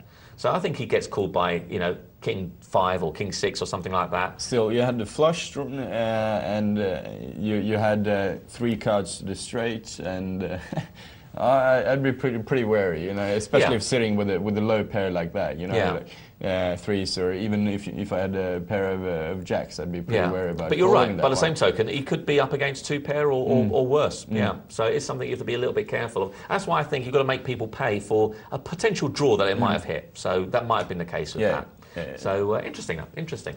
Well, we've got some emails to get through, so let's go through that. And this is an interesting one. This is from Nash Anubis. And I don't know if you remember, we were watching Nash Anubis when he had 9-2. Yes, and I was actually playing against him just now as well. Okay, So, yeah. Cool. Okay, so this is from Nash Anubis, and Nash is saying, is there a Muppet Award going for Fold of the Night? Yeah, I think you've got it. Nash. It's definitely yours. I must admit, I didn't expect to hit anything with 9-2 offsuit, so I pressed the check fold button. And that's why I said, because it looked so quick that it looked like the button would have put in automatic. While I was playing hands on another table. When that third 9 came down, I just couldn't take the check fold off in time. Thought by checking a couple of times would entice a bet from my opponent to find out where I was in the hand. Thanks for the advice on the 9-10 suited scenario. Take care all. Yep, no problem. That was an interesting. I quite liked the 9-10 was when he was playing, I think, a cash game, or was it the MTT? I can't remember. It was one of them. And he had 9-10 suited. In the turn, he made an up and down straight draw plus a flush draw. He flopped a flush draw, turned an up and down straight draw. And I was saying that this is the time where he wants to start putting money against weakness. Absolutely. And he didn't. And unfortunately, I think he missed a hand, and the other guy took it or whatever. So no problem at all. And to elaborate a little bit on that, I think a bet in a situation like that also throws the other players off a little bit. I mean, because if you actually do hit one of your draws, they're not going to really put you on it because you bet pretty hard before. Isn't it? Yeah. So you increase your chances of getting better paid as well. In fact, increasing your implied odds, if you will, to answer Just's question a little bit as well. Yeah, well, that's true. And the other thing about it is you've got to remember that one of your hands that you had was a flush draw. The problem is if you hit a flush draw, it's very hard to get paid after you've made it. Because people can see it now. It's very obvious. There's 3 suited cards on it. It sticks out, like a sore thumb. People aren't that willing to invest that much money in it. So really, you have to build the pot prior to you making it. So it's a little bit more risky, but it also means you can win the pot without actually making it. Yeah. So. And in a situation where you've got a flush draw and a straight draw, it's just perfect for building a pot. I mean, because you're not going to get a lot more. But you're not going to get more outs in Texas. You're just not. I mean, you've got 17 outs basically, and then perhaps you can hit a top pair as well, or something like that, further increasing it to 20, and you're just never going to get better outs than that in Texas. Yeah, 15 outs. 9 for the flush, and 8 for the up and down. That's 8 cards. 7 for the flush. Because 2 of your cards are in the up and down. Okay, you got me. We've been there before, haven't we? We've been there before. Doesn't matter. So basically, at the end of the day, you've got a lot of outs, so you've got lots of ways to win, haven't you? That's the key, really. You've got lots of ways to win, and even if you don't hit your hand, you can still win it by actually betting and winning that way. So that's the great thing about it. So very strong hand. Thanks for that, Nash Anubis. We've got an email from Chris, and Chris is saying, thanks for your email, Chris. He's saying, hi there. First of all, I'd like to say, great show. I've picked up loads of tips and tactics since I've been watching, and I know that you've helped me win more pots, more than a few pots. Secondly, can you help me with a hand I played earlier? Okay, always love to do that. I can't decide whether I made the right decision or not, and if I could have saved myself $60. Okay, sounds expensive. I was playing a 50-cent no-limit Hold'em 6-handed cash game. It was a lively table with a pre-flop raise by somebody on every other hand. I had ace-queen on the button, and the guy in first position raised to 250. Okay, but he's 6-handed, so this is one of the keys here, isn't it? Short-handed. I called him, and the flop came queen, queen, king. Obviously, I was pretty happy at that. The other player checked. I bet 5. I was instantly raised to 15, so having hit the flop so hard, I went all in. The call was instantaneous, and after the turn and river cards, he showed kings. What can you say? Well, okay. Bad luck and a little bit of bad play, but bad luck as well. I'll say it's a little bit of bad play is that I don't know how much raising the guy was doing on that particular hand. I know that you said that every other hand someone was raising the pot, but how much hands was that guy raising? So that's one thing. Ace Queen, I've got into trouble with so often by calling bets. I usually like to be the aggressor with Ace Queen. Ace King I don't mind calling so much, but Ace Queen is a bit more of a trap hand, because the guy's doing it with Ace King, you now get trapped another way. So I'll tell you what we'll do. That's a good one that we'll perhaps pose after our chat with John and also our break. So why don't we take a rain check on that one? Is that all right with you? Yeah, absolutely. Yeah. I can think about it a little bit extra, just to see if I can come up with something great, particularly interesting. So we're going to head over to a chat with John Tokalides. We're from Poker Night Live in Canada. Let's head over there.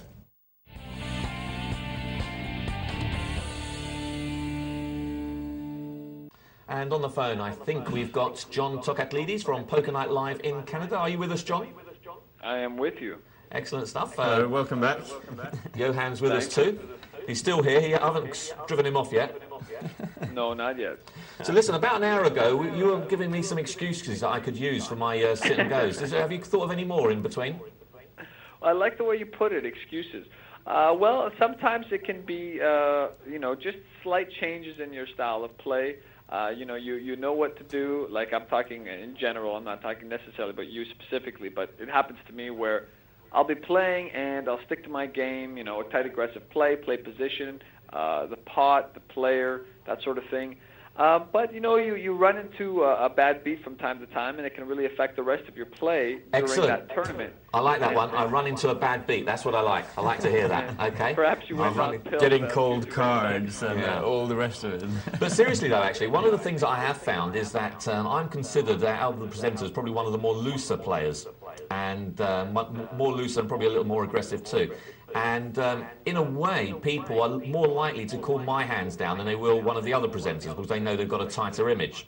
So that also presents a sort of another problem, if you like, was people are more aware of my game. But that's Mike. I think that's a pretty good excuse. I do find that a loose, aggressive play doesn't always pay off online as well as it might pay off, let's say, at a sit-down sort of game, depending on what kind of players you're dealing with, because you know who you can be loose and aggressive with, because you picked up on their style of play quickly. But online, it takes a lot more time to pick up on the styles of your opponents. And if you don't know, you might have a lot of weak players that, an aggressive bet or a semi-bluff just doesn't work the same way. They'll just call, and you can't really try to bluff out a bad player. No, absolutely. So, John, speaking of reading your opponents and so forth, how's your play been in the last weeks or so? Have you done anything particular? It's been quite good, actually. It's been a good week. I played in a tournament that it goes on every couple of weeks. Usually we get about 30 to 40 people, and I played in a tournament there. I chopped the first prize with another player. We were kind of going back and forth, and so we just decided to, agree to split it down the middle, and it was a pretty good jackpot. And then I went down to a local casino the next day, a Brantford charity casino, played a little 10-20, and they've actually increased the ante at a lot of those games there. But anyhow, I played there, and it did quite well. They used to have the maximum was a 20-40 game. And I hadn't been to the casino, I would say, in a couple of months. And I went there, and I was surprised to see they've now got a 75-150 game, which you couldn't find really anywhere before. And it just shows how many more poker players are willing to up the ante when it comes to winning money. Well, that's great, isn't it? Both your wins and the increased interest in poker. And when you say 75, 150, do you mean split limit or pot limit or? No, that's just a regular limit game. So minimum buy-in for that would be 1,500, if I'm not mistaken. Right. Okay. And we're talking about a small town casino about an hour out of Toronto. That a game of that level is now attracting a lot more players from outside, including from the United States. Coming, it's just a border town, so it's coming from the south. A lot more players are coming up here. And are attracted to a higher stakes game that you can't find really in too many spots. One of the things that we've got here, John, is that we used to have a regular 25-50 cash game online that we used to do, we used to watch. It was an online, it was a no-limit game. And yes, I've seen it before. Yeah, James was watching a 100-200 apparently the other day. So no limit game. Do you have anything like that at your times? What's the biggest games you have there? Online, are you talking about, or are you talking about? Yeah, online, for the show. Actually, for the show, we have not been able to find. I mean, there are games, but the problem has been because of the time difference. It is going to take a little bit of time before the players start jumping onto those tables. But primarily, those tables fill up where it's convenient for the shows in Britain. And the shows here are, because it's later in the day, it's 11 o'clock at night here, which would mean I think it's early in the morning there. Right, John, I'm afraid I'm going to have to cut you short once again. Thanks very much for being with us tonight. I'm going to catch up with you in an hour if that's okay. So that was John Tokatlidi.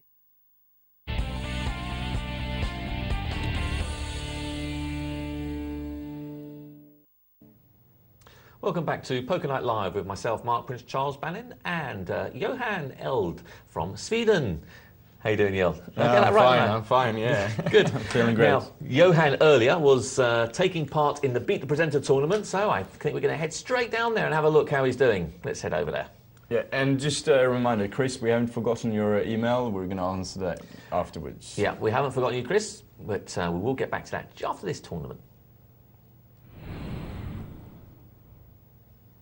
And there it is, first hand of the night. Okay, so right. Now Johan's playing under the name of Clarkson. He's in seat 1, and nice start on the button. Yeah, but as you're going to see, for the first couple of rounds here, my cards isn't going to be that good in general. So I'll fold a lot. Okay. With the exception of is it this one or next one? I can't remember. I'm surprised that QP didn't put a bet out there. I mean, he's got an inside straight draw, he's got a flush draw, and he's usually a very aggressive customer. And now that he's missed, he can't do anything. Surprising, especially with a flop like 4-6-6. I think he could have put out a bet out there. Having watched these players a lot and commented, I find that they changed their play a little bit in their beat the presenter game for some reason. Did they? How did they change? Well, they just become a little bit more scared, or tighten up a little bit, make sure not to make any unnecessary mistakes. They get. It's funny, isn't it? They do get. They are sort of a scaredy bunch, aren't they? That's the thing. Yeah. And as you will see later, I'd actually realised this and tried to capitalize a little bit on it in the later part of the game, as we'll see. Okay, just a reminder for everyone, Johan is in seat 1 under the name of Clarkson. So if you're wondering where he is, that's where he is. So yeah, well they're a scaredy bunch, this lot, aren't they? No balls. Oh well. Anyways, a couple of people that stood out, I think, was Sousa, or I don't know how to pronounce that really. Sousa. Yeah, and Name Exists. They sort of stood out because they were a lot more aggressive in general than. Okay, be interesting to see how they play then. Oh, Clarkson's got an interesting hand here. What does Clarkson do? I think I'm going to put in a small raise. Okay, minimum raise. You like the minimum raise? No, not usually. But my idea was that I had still quite a lot of people behind me. Yeah. And I didn't really know what the people before me were going to do either. Yeah. And I don't mind it, to be honest, in this situation. I don't usually like it, but I think because I think it does pretty much what you want it to do. It will hopefully force out any really bad blinds with no one callers. But the only problem is you do get people like this calling your King 10 and Ace 10 and absolutely, some variation. And but here I got a re-raise here, and I think this is what. And I can't remember. I folded this one actually. It was. Yeah, wow! What a strong play there by QP, you naughty boy, QP. Yeah. Well, he's taking advantage there, huh? Yeah, bit of a squeeze play on you. And to be honest, I can't really say he did the wrong thing because none of us had shown real strength. So, well, the only one he's really worried about is you. Yeah, and he just took a gamble and said, well, Clarkson is not going to go out in the third hand of the evening, so he'll probably fold it. And well, lucky he didn't do that to me. Lucky he didn't do that to me, QP. I won't be folding, I can tell you that for nothing. No, in the retrospect, that might not have been the most clever thing to do, actually. What, from him or from you? No, from me. Well, I don't mind there. Just that I know how QP plays, so I know that it's quite possible for him to do that. But there's a good chance that I would be calling in that situation. But it depends on the player. Depends on the player. If QP does it, I'm probably almost certainly calling. Even with a 2-7 off. Oh no, not with 2-7 off. If ace queen, I'll probably call.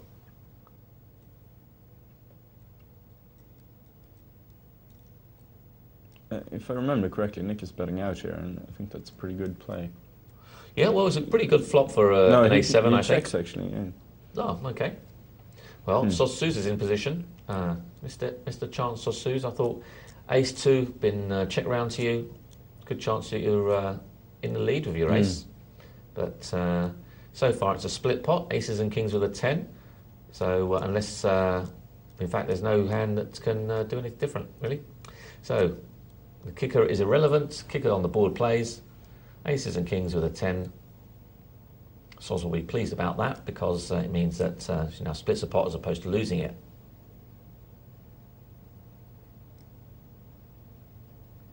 So that pair of kings and the ace helped there, and the 10.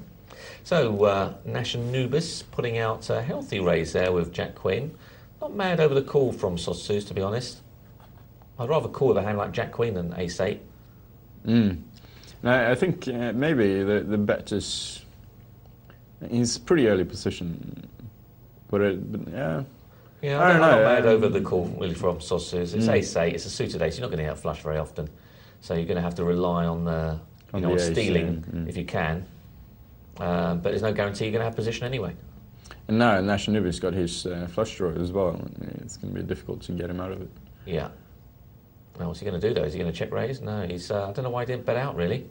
He showed strength pre-flop. He should try a continuation bet. I mean, that's a pretty good flop for a continuation bet. Absolutely.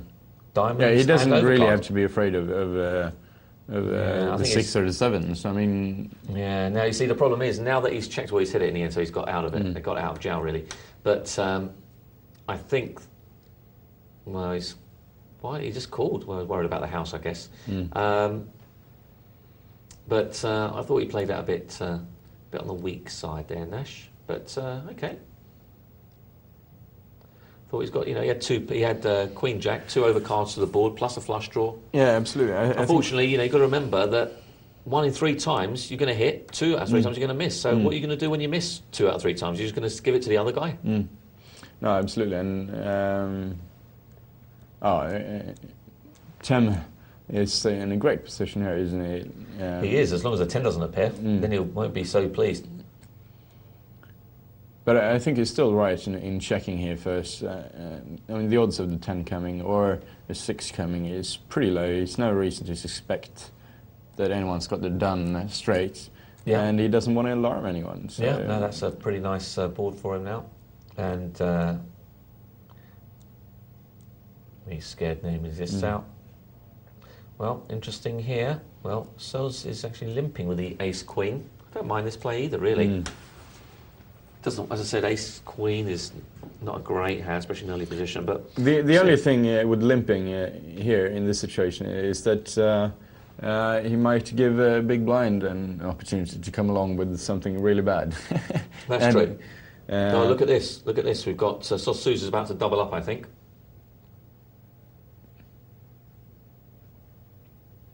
Yeah.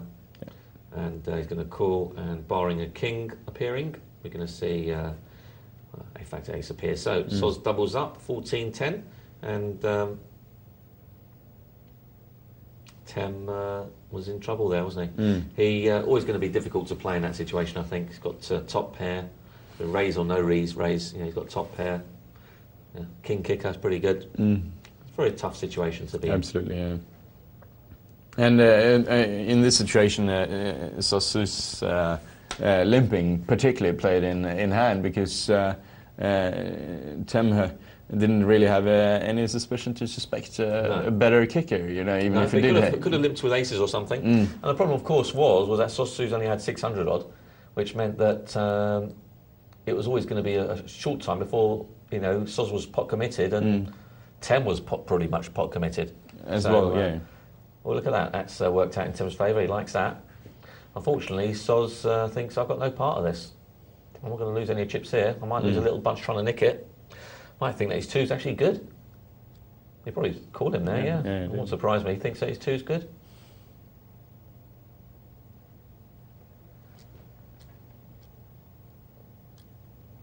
So that's about as much as Tim's a little bit disappointed there, I'm sure. But that was about as best as he could hope for with that hand.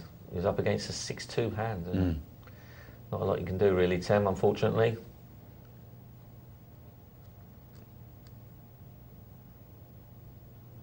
So he's got a 2-9 this time. I presume he's going to throw this away. He hasn't really got the chips to play that kind of hand. Absolutely, yeah. Even by raising, especially against a guy like QP who could be doing anything with that. I haven't seen too much of QP, not enough to really know his game. So he's an aggressive player. Yeah, he's basically an aggressive player. You know, he likes jamming pots. You know, he likes squeeze plays, as we saw. So yeah, you know, he's the sort of guy that can go out early. By the same token, he can have all the chips when he's 3 or 4 handed. So. Right, this is pretty interesting. I reckon this is another situation where position is quite important, because hoof-hearted is always going to be a little bit afraid of the king, but then again he might try it, and in a situation like this, often the one betting is the one winning it. Yeah, well, he's looked at it, hasn't he? He says, well, the only card that's really scary for me is the king. So I'm going to bet and see if the guy's got a king. I don't think I have to worry about the 6 or the 9. I don't think he's got any part of that. So let's bet and see what happens, and I think he's done the right thing. Absolutely. If I remember correctly, I get a pretty big race against me here. By the Maniac. Yeah. There he goes. It's not too big, but I just... had it been 2 more players in... well, look at that, he's flopped a straight, gosh. 118 to 1 to flop a straight, and he's done it. Sorry, not 118 to 1, 76 to 1 to flop a straight. Although, with a Queen 10, it's actually 101 to 1 to flop a straight. It's a lie, it's actually more than that. It's a lie, it's actually 155 to 1. So, but as you can say, up until now, I really have had very little game going in my favour. I haven't really had any starting hands, and no. Well, you're fortunate a 2 didn't appear on that turn. You could have lost all your stack. Yeah, that would have been the end for me. I mean, with a trips like that, you gotta play hard straight out, and someone flopping the straight against you, you're just done for in a tournament like this, you know. Well, Hoofy's decided doesn't want to know, and Soz, I don't like the bet by Soz, I must say. Very risky to put a bet like that out with all those diamonds and the possible 1 card straight and stuff like that. Very risky. So what's Clarkson going to do with the 5-9? Decides he doesn't want to know. Good timing for him, because Hoofy's got the kings, and well, he's picked up a huge hand now, hoping and praying that Nash Anubis has some part of that flop, and he's got a very small part of it, and doesn't want to know. And he threw that away like a bad habit, didn't he? All those 2s have reappeared again. Yeah, absolutely. This time QP's got them. And you're up against a similar... You've got the hand that he more or less had. Yeah, I think so. He had Queen 10, but you've got Queen Jack. So Nick N1 with the nuts. We'll see what happens, though. 7-8. Yeah, there you see. This is the way to play 7-8. He's been listening to way too much. I think Yeah, the only problem is by playing it against that guy like QP. It's the only problem by raising was, you know, he's not going to let go that easily. So let's see if he follows it up. Difficult playing against 2 people, but let's see. He does. That's a fairly nice bet there. He's trying to tell them. Scares me out. Yeah. He's trying to tell them that he's got Ace King or King Queen or something like that. Will QP fall for it? He does. There you go. Nice play there with the 7-8, Nick N1. Very nice indeed.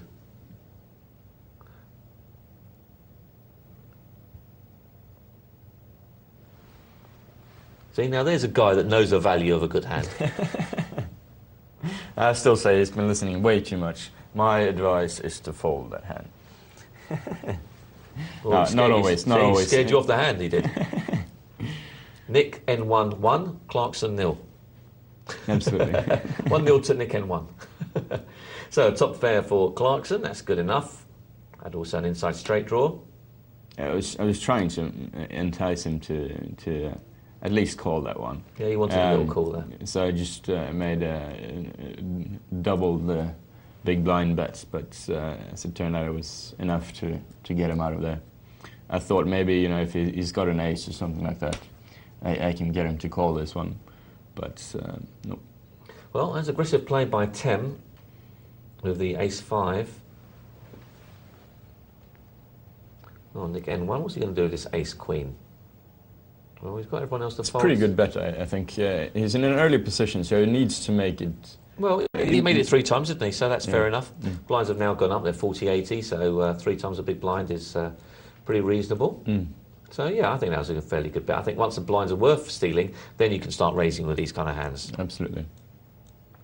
In the early stages, when the blinds are very small, 10, 20, I think a raise is just a waste of time. But in this situation, blinds are now worth stealing. It's 120. You only started with 1,000. That's 10% of your initial starting stack, 12% of your initial starting stack. Why not raise with that and try and steal it? They're worth stealing. Mm. And obviously, Nick feels the same way. Well, look, there's Tem with the Jack Queen, folding it. And QP, will he try a little steal here with a 10-6? Wouldn't surprise me if he does. He does. He's that kind of player. And Nick N1 is wondering whether he's making, with that QP, who's quite capable of making a move. And he likes probably the added bonus of doing it against a presenter. Mm. So he's thinking, I'll show them. When they replay this, let them show them what I was raising with, you cheeky bugger, you QP. So Sosuz playing the most hands at the moment, 30%. Tem is playing also a fairly consistent amount, 26%. That's 25. That's one in 4 hands basically. So quite a lot of action on this table. Now what Soz is going to do here? Definitely won't be throwing this one away. We just saw that he likes playing 30% of hands. So it's just a case of whether Soz is going to raise or flat call. In this case, it was a raise. No, in this case, he only calls, actually. Yeah, sorry, call, sorry, my mistake, call, yeah. So Nick N1, thinking about a 5-4, I don't blame him. 9-7 suited, might peel one off, but no, you do as well. Yeah, we've got an that's a move that I would do. So inside straight, draw for I was actually listening to you, I think, at this point, and then I decided, well, you know, it's not really... But you didn't bet. No, I know. That was what you should have done. You should have bet. Absolutely, yeah. With your inside straight draw. You're not unlikely to hit it. So now he's got queen flush draw. He's decided to bet out. How do you feel about your 7? Not very comfortable, but I do call. And there I hit my straight as well. Yeah, so that's worked out okay. A little bit worried still about the flush, obviously, but don't seriously believe that he's got it. And folding or raising or calling? You've raised. Okay, so you've convinced that he hasn't got the flush, and Sosu says, well, I haven't got Queen 9 either, so I can't call. Which was lucky. Another, bit lucky you didn't have Queen 9 there. Good of that. So you go. Well, look, your timing is good. You threw away 7-9 this time, and Hoofy's got the 10s, who obviously would have come over the top had you have got involved. Absolutely. That would have been very difficult to recover, especially if I hit the 9. Well, he probably wouldn't have called a re-raise anyway, and I think he probably would have re-raised. Yeah, that's right, yeah. So, dealer goes to Neshanubis, who's on the button with 8-6. QP with not much of a hand, nor has Nick. Clarkson, what's he do? Well, he's early. He's sort of early-ish still. He's sort of middle position, but he has a look with 10 Jack, and I don't mind the play. He's hit top pair, so he's looking pretty good. You can put a bet out here. Will Soz believe him for this, or should think, that's a stealing bet? Well, but he did believe me. So. He did, yeah. And it's much more difficult to do these kind of judgment plays like check raising with these kind of hands for the simple reason that you get pot committed very quickly. So you have to, that common sense is the better part of valour in these cases. Yeah, but I think even in a cash game, King 9? What's going on here? Yeah, I know. This What's is, going on? I don't know what I was doing. I think I pressed the wrong button or something like that. But anyways, I'm there, and as you can see, I'm not really up against a lot either. No, wow. Well, good strong play there by Clarkson, who pulled off, well, bluffing with the worst hand in this case, but that was a nice piece of play. Very nice indeed. He's in there with a king-9. The guy showed weakness. He says, OK, well, if I show strength, then you've got to probably fold unless you've been hiding a little monster. Now, name exists. Well, that's a pretty nice hand for an ace-king. Absolutely. And he's just improved. He's got no outs. 10 is now drawing dead. 6 won't even help him, because all it'll be is 6s full of jacks. He's already got aces full of jacks. So, name exists takes our first player out. We're down to 7.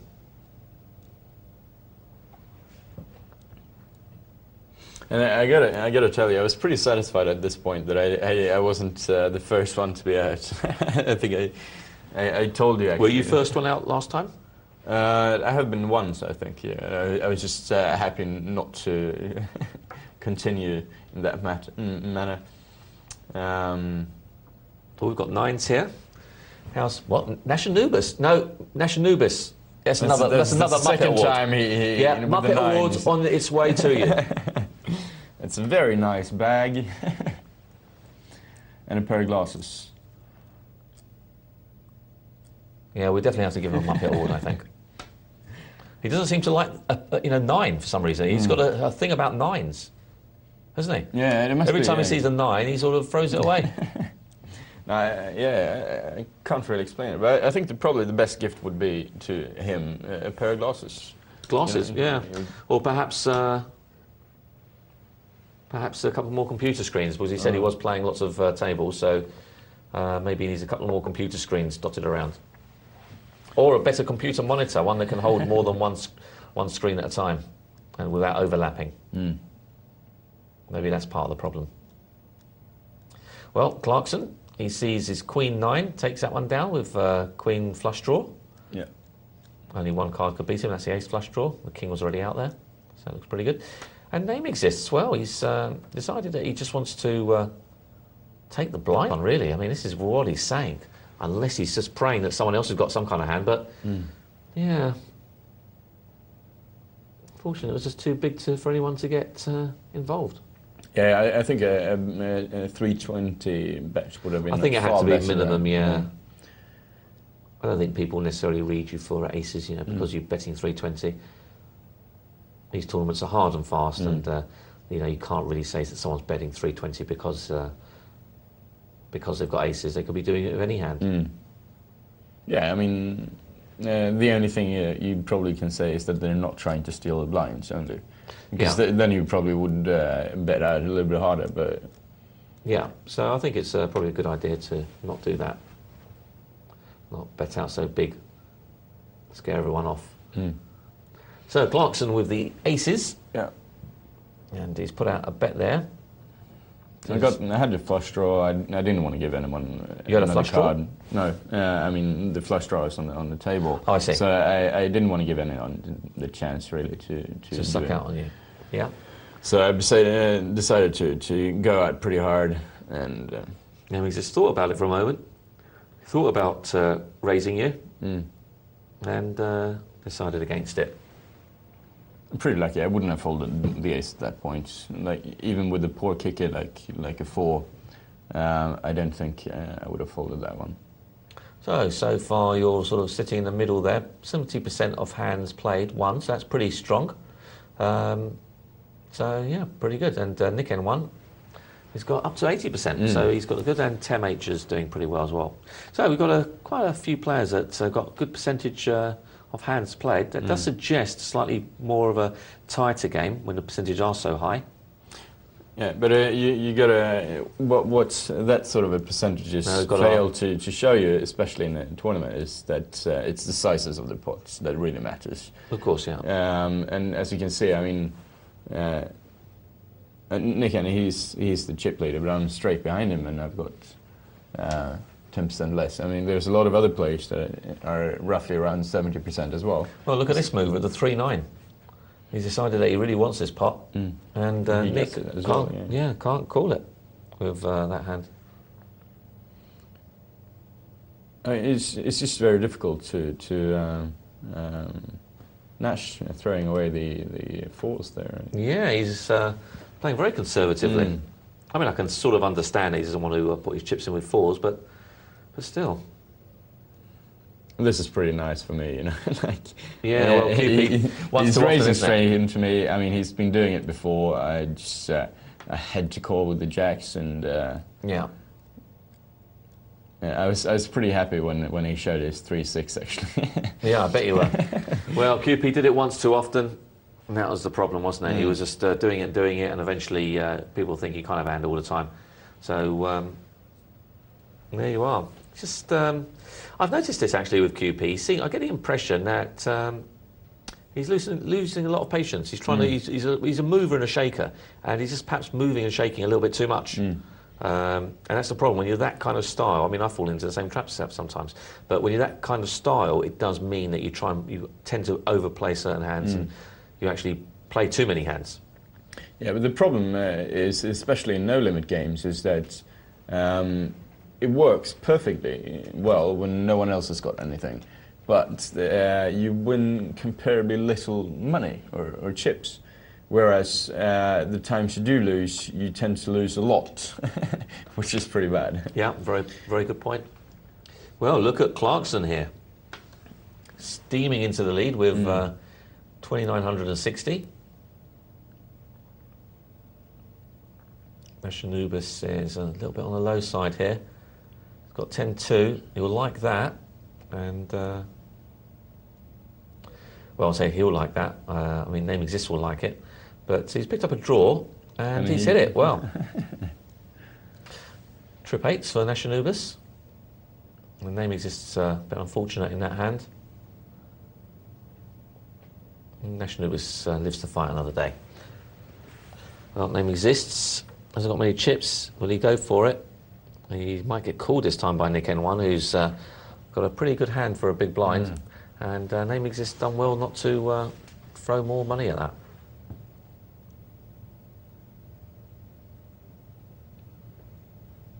Problem now for Name Exists is that he's relatively short stacked, which means that he's going to probably have to play one of the next 3 hands.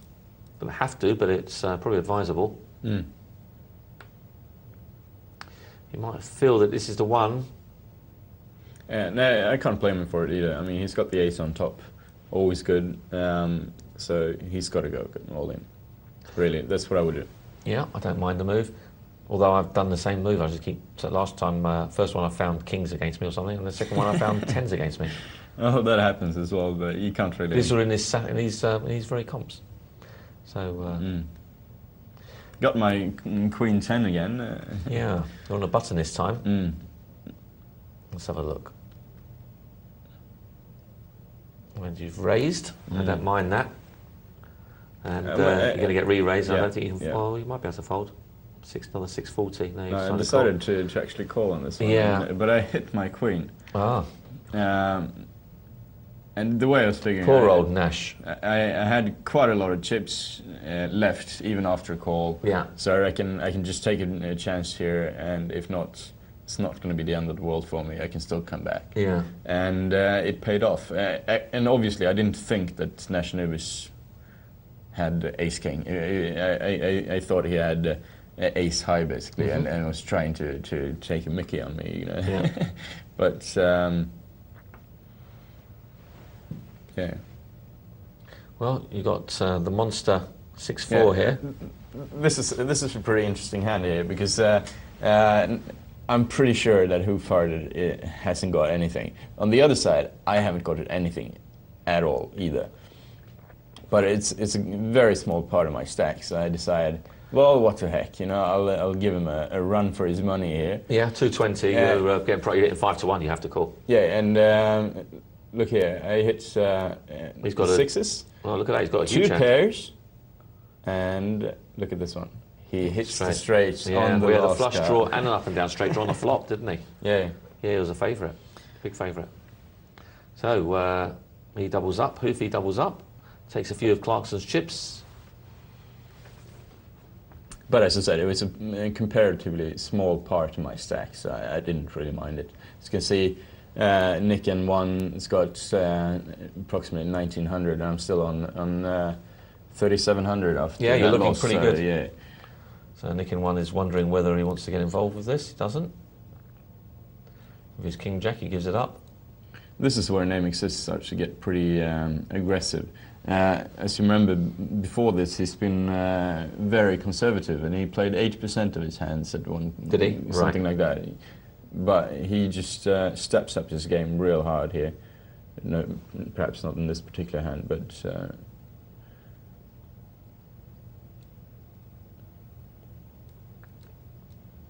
decided not to play the 3-6 this and this Don't time. blame you. Well, Name Exists is now playing aggressive, like you said. Mm.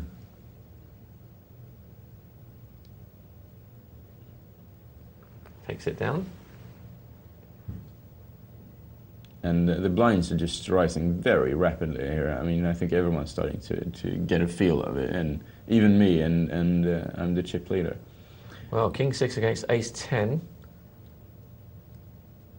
So another 800 for you to call, more or less. 850, is it? 14, yeah. Well, look at that. Top pair and trip sixes. Yeah. Well, you really need an ace to get you out of this. No, it doesn't Yeah. come. Well, what a sickening blow that was. Mm. King Yeah, 6. it felt pretty tough, especially since I hit the ace. You know, Yeah. it's always It difficult. doesn't make it easier, does it? No. I'm still not in a terrible position here. Yeah. I still doubled up got an Name Exists, 1800. So you got very unfortunate in that one. Mm. But I still got 1900, and Name Exists is chip leader on 3300. And yeah, it's not a terrible position yet for me, and I've definitely got the chance to get back. Yeah. Not going to try to do it on 5-2 off, even though I have the button.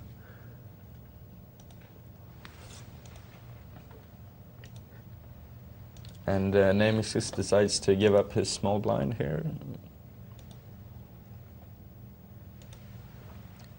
Now I get the King Queen on the big blind. Very nice indeed. Although it would have perhaps been even better to get it on the button, just because it's more in the pot before. And unfortunately, what happens is that Nick N decides to fold, so I never even get a chance to play it. Ah, that's not good. Absolutely not.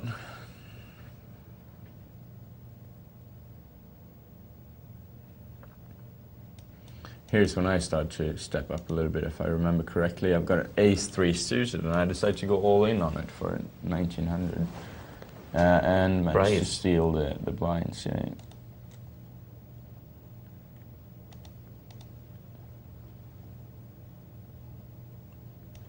Name Exists goes all in with his 3,000, sorry. Steals the blinds as well. Look at this one, this is pretty interesting. I've got pairs of 3s, and he's got 2s. Wow, this could be who bets. And as you can see, I decide to try to steal his blind. And he's thinking hard here.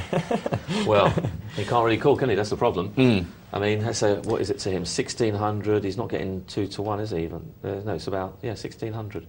So he's getting barely 2 to 1.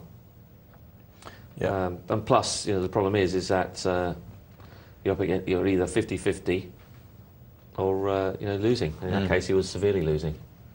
But, I mean, he could just as well have put me on an ace-king or something like that as well. And decided, well, I've got a pair, so could happen. Not saying that fold was a bad fold. I'd probably done the same thing, actually. Just stay in the game a little bit. Yeah, I think you need to. Especially as a chip leader, he doesn't really have to take that kind of risks. No. Which is a little bit what I was playing on as well. I mean, there was just such an overbet in a sense that.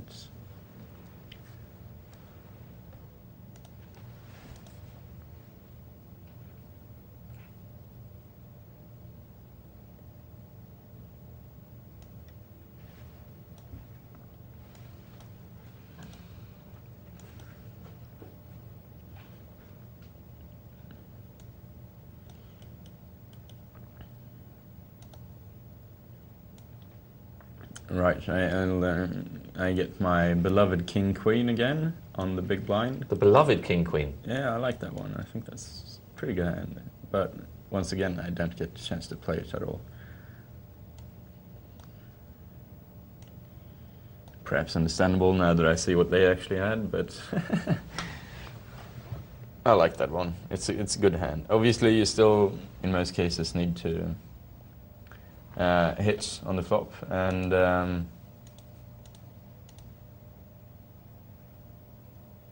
yeah, that's the only thing. You do need to hit, and you need to be careful when you do hit. Especially if you've been racing pre-flop, you have all the suspicions to... So, you're into the money. Yeah. You must be feeling pretty good. You're a chip leader. Absolutely. There's a guy about to go out. Mm. By the looks of it, he's in, well, he's not about to go out, but he's in the big blind, and you've got the hand, and that's definitely the right thing to do there. And he's got no choice but to call you. He's hit top pair. He's rather unfortunate. He needs a 10 or a 7 to help him. No. So, Jackson 4s beats 4s and 7s. And this is a very nice position for me because I got double his stack. Yeah. And I can just... And you folded the Queen 7. Yeah, I decided to play it, take it easy. You know, it didn't really matter to me. Like. Okay. So, King 7 against King 8. Well, tough one. You need some help. But you'll see, I actually... Oh, you've got a straight, haven't you? It's Oh, no, you've got a 7. 7 on, Wow. on the last card, which is very lucky. On my Yeah, well, he did get lucky with you with the King 6. Yeah. And that was lucky too. Not as quite as lucky as that one, but that was also pretty lucky. Yeah. Well, so let's have a look at the chip movement graph. Now, we won't be looking at the chip movement graph, but congratulations. Thank you very much. So Felt first, very good, yeah. Yeah. So as I was saying earlier, you know, it feels very good to win the sit and goes, especially on the beach in Presenter, and I can only say that I think you should try it sometime. You know? What, try to win? Yeah, He's exactly. a cheeky bugger, isn't he? He's a cheeky boy, isn't he? Don't worry, we'll get him back for that. We'll get It's him back lonely for that. here at the top, but it's pretty good anyway, so I reckon, Yeah, we'll get him back for that. Don't worry. Don't worry. Okay, so let's head over to some emails. So remember, we had one just before the break from Chris, so let's remind our viewers what that one was, Johan. So this one is from Chris. He was saying basically that, let's have a look. He's picked up lots of tactics, which is great. Secondly, can you help me with a hand I played earlier? I can't decide whether I made the right decision or not, and if I could have saved myself $60. He was playing a 50-cent no-limit cash game. 6-handed, it was a lively table of pre-flop raise every other hand. I had ace-queen on the button. The guy in first position raised to 250. Okay, so let's get up to this point. First question I would ask is, if he's raised to 250, yeah, what kind of player is this? Is this someone who's been raising all the time? And if it is, then my option would be to, I would definitely have to re-raise in this situation, okay? If it's someone that hasn't played many hands, that played very few, on the opposite end of the spectrum, played very few hands, playing a tight game, then I would be more inclined to fold. If it's somewhere in between, then I suppose call is probably acceptable, but not madly over calling with ace queen. And the reason I don't like calling with it is because of so many situations. You know, you're up against ace king. You know, you can be up against all sorts of hands. You know, pairs. And the problem is that you know, I mean, I'll give you an example. I played ace queen in the tournament at the Vic. It was a 750 tournament. I played ace queen. I hit top pair. The guy's raised. I called with ace queen. I've hit top pair. He's hit his set. I'm crippled. This is what happens when you call with ace queen. Now, had I re-raised him, I don't think he's going to call me with a pair of eights. You know, for all his, I don't think he's going to put his whole tournament life on the pair of eights. You know, he wasn't that desperate because the blinds were fairly sort of small at that point. So, you know, we all make the same mistakes, and my mistake was also not raising. So I should have picked wide, because I decided that the guy's been there he's joined the table about half an hour ago. He hadn't played a hand, and I thought, well, he might have a big hand. If that's the case, throw it away. Absolutely, yeah. But in a cash game, I'd be more inclined to throw it away. Whereas in a tournament, you have to try and make the most of these situations, because, you know, before you know it, the blinds are high and, you know, you've missed out opportunities. But in a cash game, you can just keep on waiting. You know, that's the thing.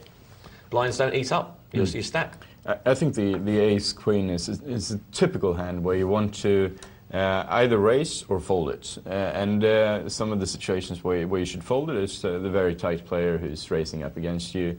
The medium to loose players, re-raise is the only chance. If they re-raise you again, fold it because they've got a better hand. And if you only get a call, well, play it hard. You know, Yeah. that's my advice. And the other thing, of course, is what you're doing by re-raising. You're doing a couple of things because you're actually taking the betting lead, aren't you? Because if you're re-raising and the guy, let's say for argument's sake, he's got ace king, odds are that you're going to both miss the flop.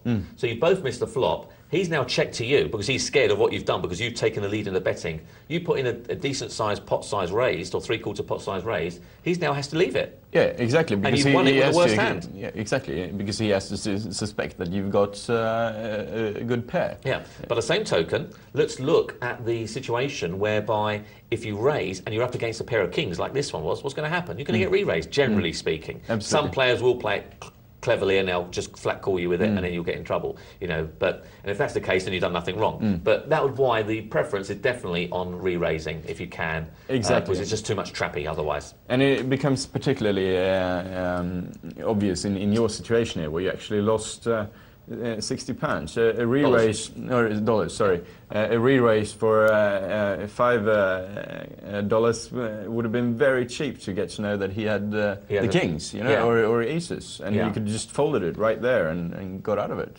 Yeah, the only problem is of course, if he does flat call and then, you know, you hit that flop, then there's no getting away from it. That's just bad luck and good play by your opponent.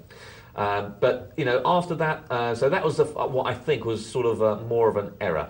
But don't be afraid to throw away ace-queen. You know, you don't have to re-raise with this hand. You really don't. It doesn't make very much, generally speaking. You know, you're fortunate that it made trips in this particular situation. But most of the time, you'll hit top pair and, you know, it's not that wonderful anyway. You know, you don't hit a great deal with ace-queen. So don't be afraid to throw it away. However, I called him. The flop was queen, queen, king. He was pretty happy with that, obviously. However, he wasn't happy when he got check raised. The guy, when he got check raised, all the money went in, and the guy sitting there with pocket kings and he's housed up. So, but once you're in that situation, though, if you got your trips, queens, you got to make a big raise. I think that's. Yeah, I don't see any wrong with his play from that point onwards. No, that's right. Once that situation has occurred, I don't think that's a wrong play at all. No, I quite agree with that.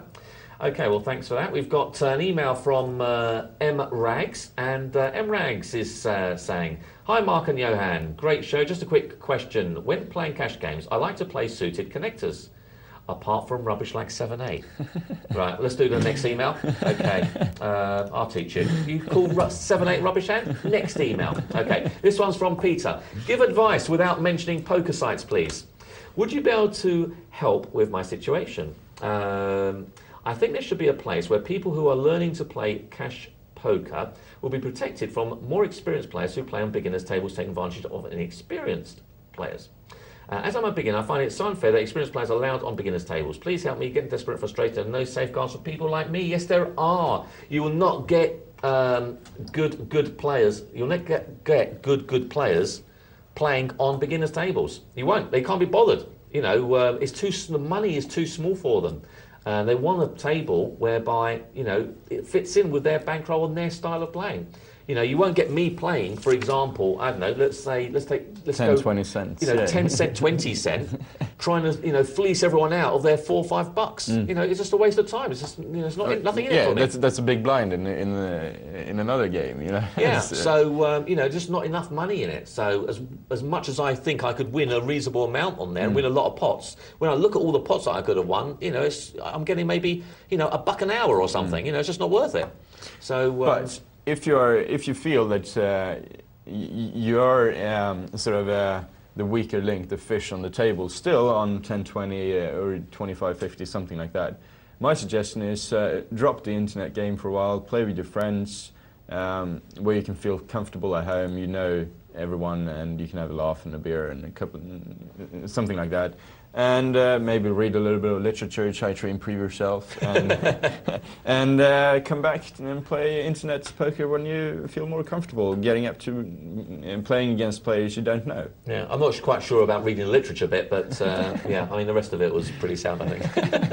The other thing I would say is there's no harm in dropping down a couple of tables. Look, you can play all the way down to $1, $2, to 1 cent, 2 cents. You know, so there's lots of things in between, so you can do exactly what you like. So.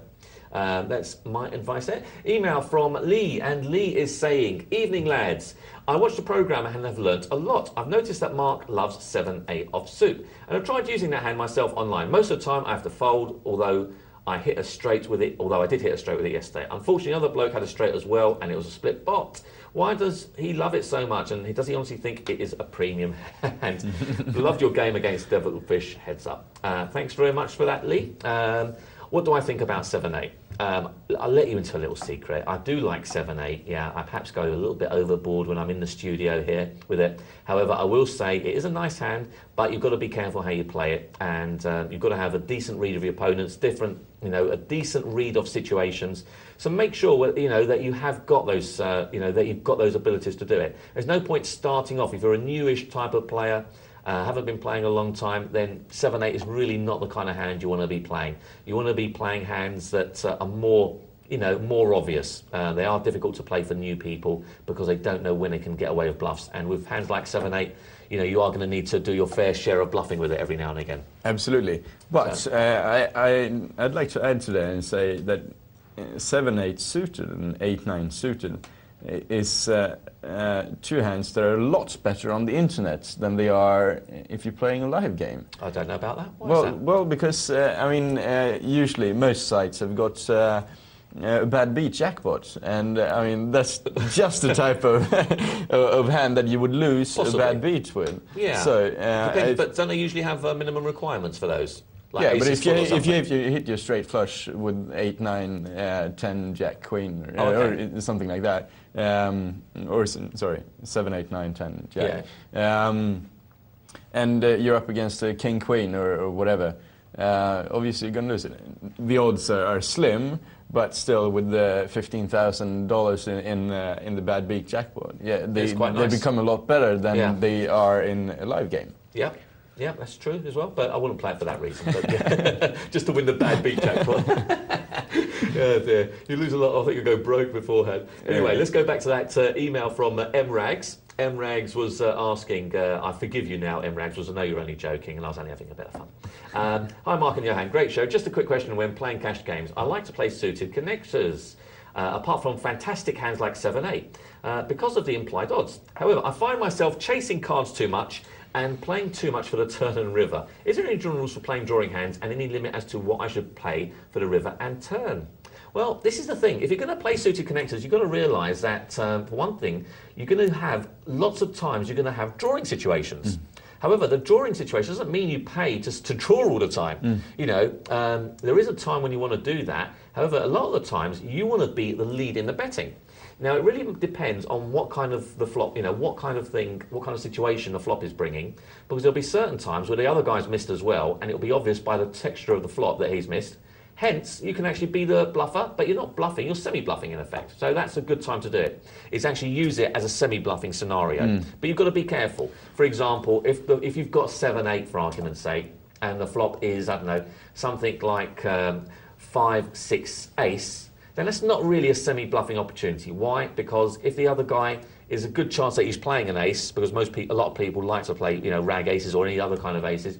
So that's not really a good semi-bluffing opportunity. You have to see the texture of the flop. Unless you have a position and the guy's checked to you. Yeah, I would still be a bit more careful of that. That's the only thing I would say. I would still be a bit more careful when there's an ace on the board or a king on the board, especially, those two cards, because people will re-raise you, and now, you're having to you're having to use it as a drawing hand, or you might even have to throw it away. So that's the thing I'd watch about that. But still, what I wanted to point out is that if you're playing hands like this, position becomes very, very important. Yeah. Because an ace at the flop usually is very bad news for you if you got a draw hand like that. Yeah. But if you get a check from the first player, well, then you can attempt a bluff anyway. You can try, yeah. Whereas if you've in first position have to check over and show weakness, odds are you're going to get a bet up against you, which is going to be very difficult to call. That's the important point. It is about playing. If you're going to play these suited connectors, try not to do it from early position. You want to try and do it from late position, because otherwise all you're doing is you're relying totally on the cards, or you're relying on a lot of skill to try and get you through it, check raising and all those kind of tricks. So, I would suggest that you try and play them, but play them, in position on the button or in the cutoff, that sort of area. And the other thing is, remember that if you do have a hand like 7-8 and the flop is, I don't know, let's say 4-5 Jack or whatever, then remember you've got, a chance to actually make a good draw in that too. So, because you've got 2 overcards to majority of the board and the inside straight draw. Anyway, we're going to have to take a little break from the email. So we'd like you to make sure you text us some more. You know the number, 84222. Text the word poker, and also poker@pokernightlive.co.uk. We're going to go over to our phone-in with John Tokatlides, then a break. We'll see you after that.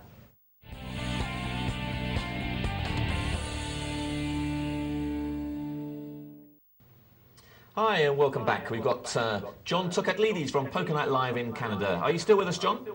I am still with you. It's been a long phone call, isn't it? What, 3 hours now? Yeah. Hope you haven't gone anywhere. I've been hanging up this phone for quite a while. I haven't eaten. I'm starving. I bet you are.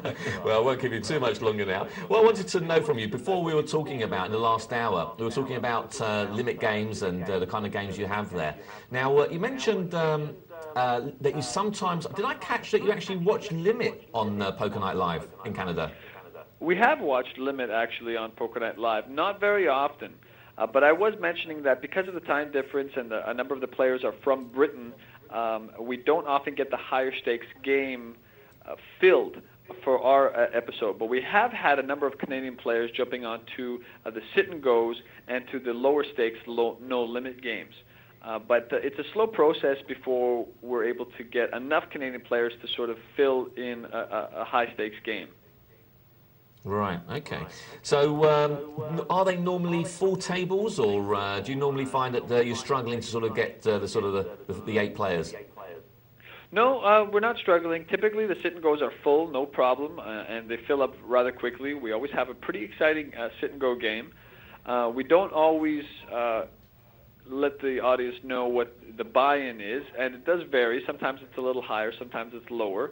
And sometimes I don't even know myself. But regardless, we just look at it as a game where the skill is the most important thing, and of course the jackpot doesn't matter because it could be any jackpot, and as long as you stick to your game plan, that it will pay off regardless. Yeah. We've got quite an interesting. I don't know if you remember, in our first segment we talked about the Beat the Presenter tournament that we do. And right. One of the things, an unanticipated problem that we have, is that the presenter can't get onto the tables because all the players are so keen on beating the presenter, they all swarm onto the tables when they know a presenter's about to go on. So all of a sudden, the presenters are stuck trying to take 15, 20 minutes to try and get on a table sometimes. So just watch out for that sometimes when you eventually do yours. Well, I imagine it would be the same sort of situation here because there's just 2 of us. There's just a Devo and myself. And we've become, pretty well known amongst the Canadian players that have been emailing us very consistently and regularly. And so I think they're looking for a challenge like that. So over there, you've got a program which goes out. It's for 4 hours, I take it. Or is it 5 hours over there? The Poker Night Live? Yeah. It's 2 hours. 2 hours? Oh, you have a cut-down version. version. It's 2 hours, and it's a compact version, but we do re-air the same program throughout the day, and so it'll go on for about 4 or 5 hours. Right, but so it's just repeated. one filming of 2 hours of filming. Right, gotcha. Okay. And it is live when you're doing it? I'm sorry? It is live? Oh, yes. Yeah, so you interact with I take it the viewers email in and ask you questions and that sort of stuff. Oh yeah, they jump in right in the middle of the program, and we try to respond to as many as we can. Right, okay. Well, that's been excellent, John. I think we're about to finish off this segment now, so thanks very much for being with us today. Thank you. And it's good to be with you good luck with any of your future ventures in your tournaments. Well, that was John Tokatlides from Poker Night Live in Canada. So hopefully we'll see him again in the future. Anyway, that's it for now. So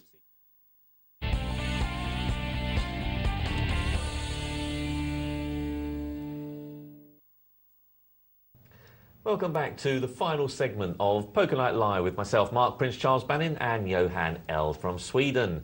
Now, we had a couple of emails just before the break. I'm going to continue with a couple which have been streaming through. So the first one is from Chris. Now, Chris is the guy with the ace-queen against the kings, if you remember. He exactly, asked us earlier. And he's saying, hi again, thanks very much for the advice on the hand. What you said made a lot of sense. It would have been a lot better to lose a few dollars than my whole stack. Well done on a tourney win, Johan. Keep up the good work. So, yeah, thanks very much for that, Chris. It was important to realise that sometimes, you know, you can be in a situation where, you know, there is a way you're only going to lose money in a particular hand. You can't get out of hands without losing some degree of money. But it's a bit like, I don't know, it's a bit like playing blackjack, for example. You know, if you're holding 16 against the dealer's 7, whether you decide to take a card or not take a card, you're going to lose money at the end of the day. And it's the best of the worst that you have to choose.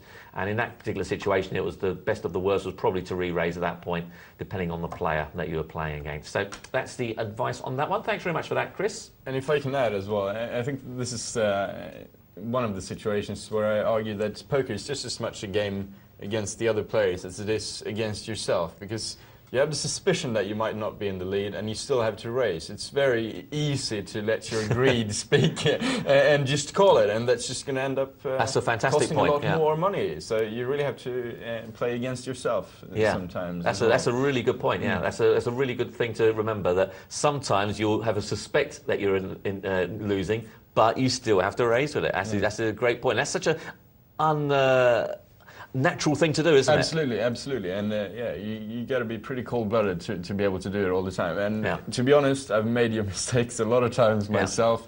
Sometimes you're just not too alert and maybe a little bit annoyed in previous losses or something like that, and you just continue making mistakes. But you have to be really tight. That actually reminds me. I was watching a nature program the other day. Right. It actually reminds me that did you know that if you stand in the sort of in the African desert or whatever somewhere, and you're standing with and there's an elephant running towards you to try and charge you down. If you just stand there, he actually stops. He's scared. He's wondering, actually, how comes you're just standing there, not running away from me? And he actually stops. Did you know that? No, well, I've I wouldn't advise you to try it, mate. I've heard similar tales, but I'm not quite sure if I believe it. No, well, having the beliefs is one thing. Actually doing it is another. Yeah, I'll be running for my life, I tell you. Anyway, that's that one. And we've got an email from Garak9. I'm going to pass this one over to you. He's actually saying Garak9 was a guy who had a pair of kings on the button, I think, if I remember correctly, and blinds were 50 cent $1. This is a cash game, and he made it 15 to play. Yeah, and I said that was a big overbet, because you want to try and get something over the kings, So he's basically saying, yeah, I did play the kings heavy, but what's wrong with that? I'm short stacked. He had about $37. It's a 50 cent $1 game. I'm short stacked. King is, after all, just a pair. So many times I see aces and kings taken down with trips or better. Once in a while, kings is called pre-flop, then I'm quids in. What do you think? Well, I mean, sure, you can play your kings very safe and bet $15, but at the end of the day, what happens if someone calls you on those? I mean, you're going to be up against the aces, basically. And if you're not going to get paid for your kings. My advice would be to make a big bet, but not as big as 15. Maybe 5 would have been great, because then you actually do have the chance. I think that's even too much myself, personally. Yeah, maybe even so. Yeah, but you can play it aggressively, and make it difficult for the other ones to fold. But you don't want to make it impossible. Yeah, and I'll tell you why. Yeah, I'll tell you why it's not a good thing to do, Garak, because the simple things, let's look at sort of hands that might call you if you play it with 3. Of course, you'll get people with sets and things calling you, and now with pairs, and they'll call you and hit their set. But really, what you're after is something like I don't know. Let's say a 10 Jack decides to call you. You make it 3 to play. A 10 Jack calls you. It now comes Jack high. Yeah, who's paying who here? You're a big favourite in this hand, and he's likely to think that his Jack is winning. So he'll pay you off, and he'll pay you off more than the $1.50 that you earn. Let's say he's playing Queen Jack, and it comes Queen high. Guess who's paying who now? He's paying you another, a few dollars. And these are the situations you've got to try and milk. You want the guy with Queen Jack, with 10 Jack, with King Queen, with some other kind of hand, with Ace 10 calling, and now it's come 10 high. You want all these guys calling you. But unfortunately, if you make it 15, none of these guys will call you. Absolutely, yeah. That's the problem. None of them will call you because they don't want to pay to sit with their 10 Jack 15. Yeah, and at the end of the day, you got to remember, you know the stats better than I do, but with a pair of kings, you got roughly 80% chance of winning, and that's what you got to play on. Sometimes you're going to come up against trips, eights, or whatever, you know. But that's just the game. You got to accept that and be happy that he called with his eights, because next time you're going to get paid. And if you're a little bit lucky, you can get all your or double your chips. You know, go all in with your 37 on turn or river or something like that, and be called with it as well. Yeah. If you play it smart, yeah, you will do, absolutely. So that's the thing. You know, having a short stack can be beneficial, because what will happen is that the guy will catch his queen. It'll be queen. You know, he's got queen jack, and he'll catch a queen high flop. Yeah, and because he sees that you've only got 37 or 32 left, you know, from your initial stack, he thinks, okay, well, I'll take a punt for 32 because I've got 132 in my stack. Exactly. And now he'll pay you off fully. Exactly. So that's the great thing about it, and I think that's when you need to, you know, aces and kings are hands that you should be getting paid, and getting paid handsomely. I appreciate it's only a pair, but they do make you a lot of money in cash games, and if you make it 15 every time, you'll only get paid off against queens on an odd occasion, and lose by the same amount against aces every now and again. Absolutely. So that's the thing. But thanks for your email. That was good to see that you were questioning the advice there. That's always good to hear. And we've got, let's have a look. Have we got time for one more email? Okay, tell you what, we'll do that afterwards. We're going to head straight over to our multi-table tournament, and we're on the final table, I believe, so let's head over there.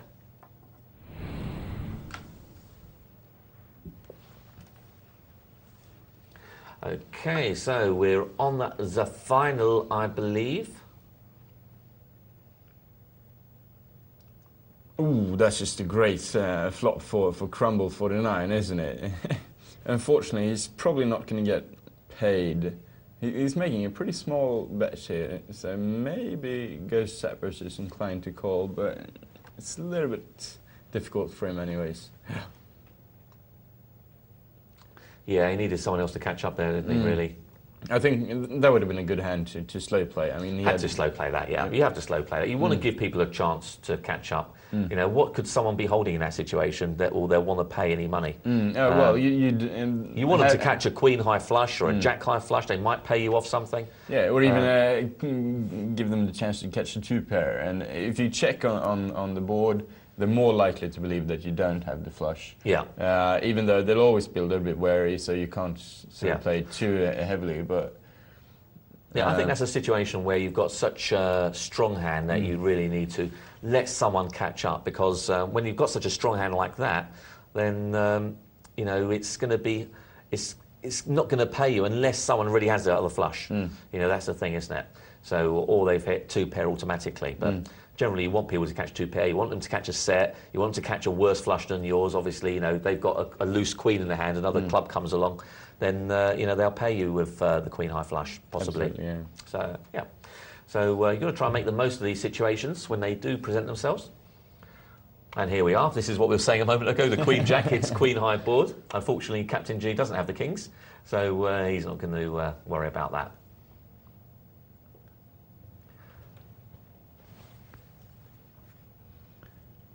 Right, we've got a pair of sevens on the button here. Let's see what he makes of it. A pair of threes makes a small raise. Well, this is Smooth One, who was chip leader and playing very, very well. So he's let's see how he plays this. Well, he's raised with it, and I quite like the bet.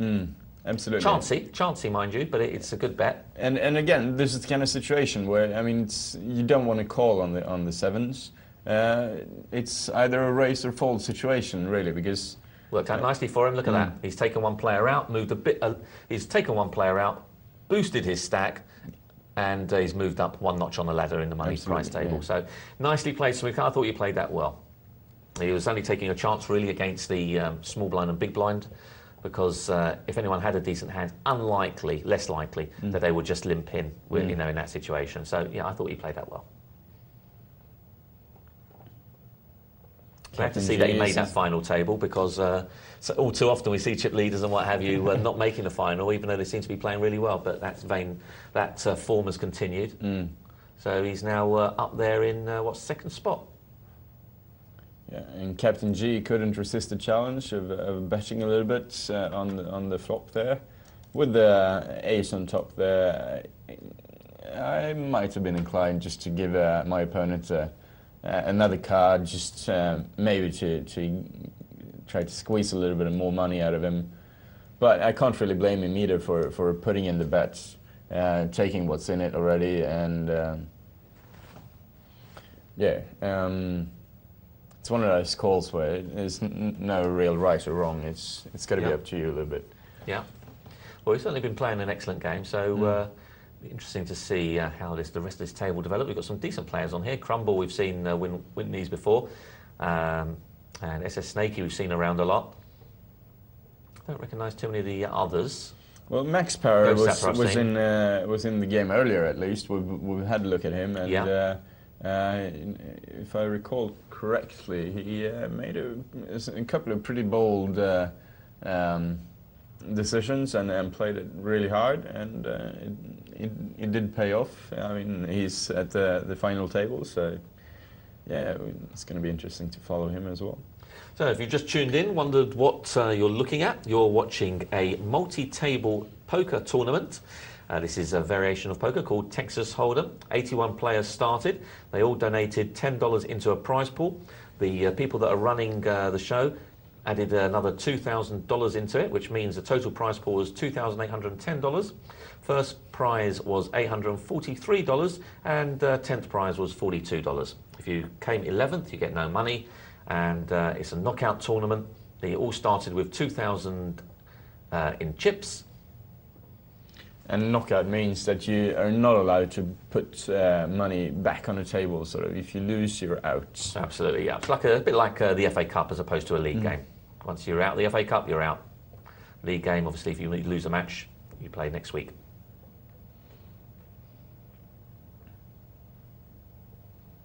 So ace-2 for Max Power. Yep, he races with it. I told you, he's a pretty aggressive player. I think the 2000 was a little bit small. I think he couldn't really have any hopes of buying out Captain G, at least, who had already called the big blind. Yeah, well, he's limped in, hasn't he, under the gun, which is a bit of a strange player, I think, with A7. He's now got a pretty decent hand. He's got inside straight draw plus 2 overcards, and he probably feels confident with that kind of board, but he's also been a bit weak here. And but let's have a look what Smoothcut's going to do. Does he read that for weakness, or does he read that for strength? And he thought, well, I've got really not very much of this at all. I need to hit one of my queens or tens. I have got 2 overcasts on the board, but who knows what he's limping in with there in the first place. He could be limping with aces. And I think it was pretty fair suspicion to say that he had at least 1 ace.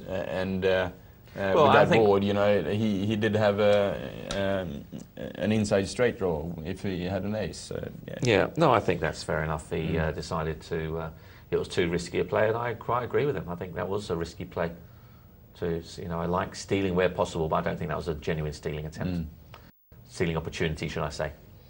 So, Smooth cut with a Jack-8. He might feel differently now, though. Let's see what he does. No, he decides doesn't want to get involved. It's a bit too obvious, he thinks. If I raise from here, it's too obvious. Someone could re-raise me, and then I'd have to throw it away. And probably what his mindset was, and I don't blame him.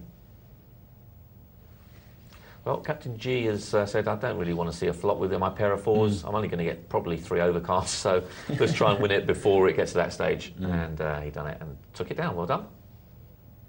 Some good play here, isn't there? We've this level of improvement here has been tremendous.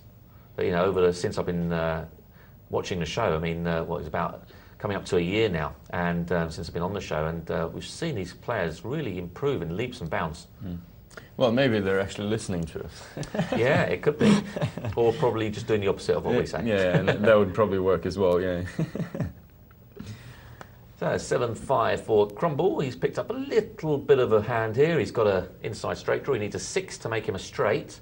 Although the fact that there are 2 hearts out there... I think he could take this away with a big bet here. But yeah, I think he could have probably taken it away with a bet. Although I think when middle pair with ace kicker, I don't think he's going to give it up. I think it's too much of a risk. He doesn't know what the guy's got, and Crumble said, "Okay, well, I could be winning here, but I'll just give it up. Well, I'm definitely not winning, but I could maybe steal it here, but I won't take the chance. After all, he's only in a small blind. Yeah, and he's pretty short stacked as well. So he is, yeah. So he's probably committing. want to chain or keep his chips until he get a really solid hand and just put it all in. Yeah, that was a difficult one there, I feel, because that was I think that was a situation where a potential stealing situation, but wasn't a great one, but it wasn't a terrible one either.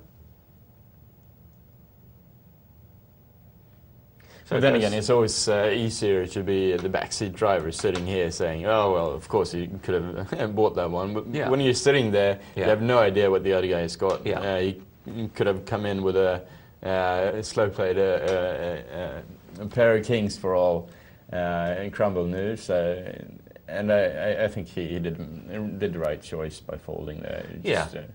Yeah, you don't always, don't have to look at every situation and say, okay, is this another stealing opportunity? Because after a while, people will pick up on it that you always see you're very active in the pot, and you always seem to be putting bets out on the flop. So every now and again, you have to say, okay, I won't try and nick this one, because that's the thing you've got to be careful of. Absolutely, but then again, with if you are one of those players that it always seems to be betting after the flop, your the payout level is going to rise when you actually do hit something.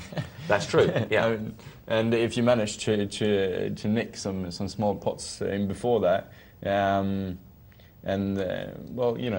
opportunity for an all-in could come pretty quickly, and I suppose. Yeah, that's just part of the psychology of the game as well. In a tournament, you can try to tease your opponents into calling you when you've got a monster hand. Yeah, all the way, Well, Crumble 49 with the 2-3 of clubs. Doesn't want to invest in that, I'm sure. He hasn't got really the chips to play around. He has to wait for a chance, and he's still okay. He's only got 13 times a big blind, but he's not in a desperate situation at the moment. He can afford to see quite a few more hands before he has to worry. I wouldn't really be worrying in his situation for at least another 3 rounds. Yeah, that would put him on around 9,000 on the assumption the blinds stay where they are. So he wants to start being concerned when he gets to about 9,000, I think. So if he hasn't hit a hand, hopefully by then he would have hit a hand anyway, and he can recoup 1 or 2 blinds. So that'll push it back up, and he can wait a bit more. Let's see what happens here. We've got Ace-Jack against a pair of jacks. It could be pretty interesting. And Smooth Cut, as we know, have been playing really good. Yeah, he's going to raise, and the guy's going to call him, isn't he? Yeah. And he's dominated. Just have to hope for no aces, basically. Crumble looking at those 5-6. Does look pretty when it's suited like that, but and this Snake is thinking, is this a hand I want to commit myself to? Yeah, he's pretty short stacked, and well, that's he decides to fold that one. Yeah, inspired fold. What do you think of the fold? Is it a good fold? I mean, it's a good fold. We can see the cards, but yeah, is it generally a good fold? I don't know. I mean, he's pretty short stacked. He's up against a player with a lot of chips who. Yeah, I tend to agree with you. The blinds are coming around as well. I think he needed to take a chance. Yeah, I would have. The guy could have. I mean, Smooth Cut could have done that with 9s. He could have done it with 10s. He probably would have done it with 8s. In fact, we've seen him do it with 7s. So he could have done it with any of those hands. Absolutely. No, I think I would have called that one for sure. If not even re-racing it, just putting all my chips in and hope for the best, basically, or hope for an ace. Yeah, because the problem is that he's already committed some chips to it. He's already committed 2. The blinds are coming round. That's 3,500. That's half his stack. Yeah, and I mean, he's on average going to have to wait for 15 hands before he get a hand like that again. Anyway, so that's probably his best chance. And by that point, it might be too late because he's only going to get himself very close to where he was, maybe slightly higher than where he was before. And that's the assumption that, well, look, Smooth Cut's gone from strength to strength. He's now got aces. This certainly is working out. I think this is a brilliant bet. It's small enough to actually get a call from mid hands or no, the bet is good. I don't think he's going to get any action. But the bet was right. Yeah, I mean the other cards, no one really had anything to call with. But I liked the size of the bet. Look what he's got now, jacks. Gosh, he's picking up a lot of hands here. This is going to be. I mean, he's raised again. They're going to think, oh, he can't have something again. Yeah, exactly. So SS Snake, he's going to have enough here. I've got a feeling he's going to push his chips. You're thinking, not Yeah, again. he's got the ace. Yeah, I told you. He just said he's had enough is enough. I can't keep taking this all the time. And Smoothcut's obviously going to call, and he's in a big lead here. No one's got the heart. So queens and jacks. And SS Snake, he says, again, you've got a hand. Because you could have had a hand every time, but he actually did. Yeah. He did, Snakey. He did have a hand every time. So Snakey finishes in 7th place, picking up $140 for his money. He made an investment of $10. He made a final. 81 players started. He ended up 7th. $140 goes his way. Well done. 14 times the investment is pretty good, though. I reckon. It is very good. I mean, he's got to be satisfied with that. Yeah, no, that's pretty good. I mean, that would almost come up to the first play win without $2,000 added. You know, so Well, with 80 players. Look what we've got here. We've got, I mean, bottom pair against bottom pair, but one's got ace, one's got an 8. Now, how does Smoothcut feel about this? He's got the inside straight draw. Yeah. Might affect something. Yeah, he did call, but now Ghost of Zappers got the 2 pair. It's going to be difficult for Smoothcut to get out of this, I think. Well, how comfortable can he be about that 2 pair? I mean, there's a 1 card straight out there. A jack will make a straight. And Ghost Zapper said, I think I'm pretty confident I'm in the lead here. And Smoothcut can't call this. No, he can't. No, he's missed it. He took a chance. He bought himself a couple of cards. Didn't come. So, let it go. So, yeah, that was a good play there. I think Smoothcut was really relying on hitting a draw. Yeah, he didn't want to invest more than that to actually hit that draw. And I can understand that because that board was pretty scary. Absolutely. So he knows that if he does hit his draw, then he's got it. So, yeah, and he's playing up against one of the stacks that can do real serious damage to him. So that's probably why he thought, okay, I won't re-raise here. Exactly. I think had the guy had 15,000 or something, he might have been more tempted. I don't know, but that's another problem in itself. I think we would have seen a lot more aggressive play from that short stack player as well. Yeah. I don't think he would have let Smoothcut buy in for bad timing here for Crumble. Look, this time the same situation as before. You think, okay, well, this time I'll try and win it pre-flop. And this time he's walked into a hand. So, yeah, bad timing there for Crumble. Right idea, just wrong application. Yeah, well, that's just always going to be the case, though, when you try something like that, that sometimes you walk into something big and at least Crumble had the guts to fold it and say, well, you know, okay. Well, what do you make of this? Look at this, Johan. We've got up and down straight draw with a poor flush draw, pair of 6s for Pack, and 2 pair for Ghost. Well, and that's a good fold by Captain G. And I say it's a good fold because it's a poor draw. It's a very bad draw indeed. All he's got is an up and down straight draw. The problem being is that there could already be a flush out there, you know, and if the heart comes down as part of his up and down straight draw, all he's got is a 9 high flush. So I think that was a very good fold indeed. Yeah, I think so as well. Yeah, not the opportunity, not the time to make a re-raise there. He could do, but very, very risky. With just that kind of, that's a really bad draw. Yes. You want a bad draw, don't you? You don't mind a bad draw, but you want to draw so that you're less likely. So when you do make your hand, then it's a good chance that it's going to be, pretty close to the nuts. Yeah, absolutely. Yeah. And in that situation, he was going to be so far away from the nuts, it was just untrue. No, you're absolutely right. It's pretty tough when you actually do hit the cards you want to hit, and you still lose. You know, Yeah. And in a situation like that, just scrap it. You know, if you're playing cash games, you're probably not going to end up in a situation like that too often because you'll just throw those cards away way before you get to see any cards. You know, in a situation like this, you might have to take the risks and chances sometimes. Yeah, no, absolutely.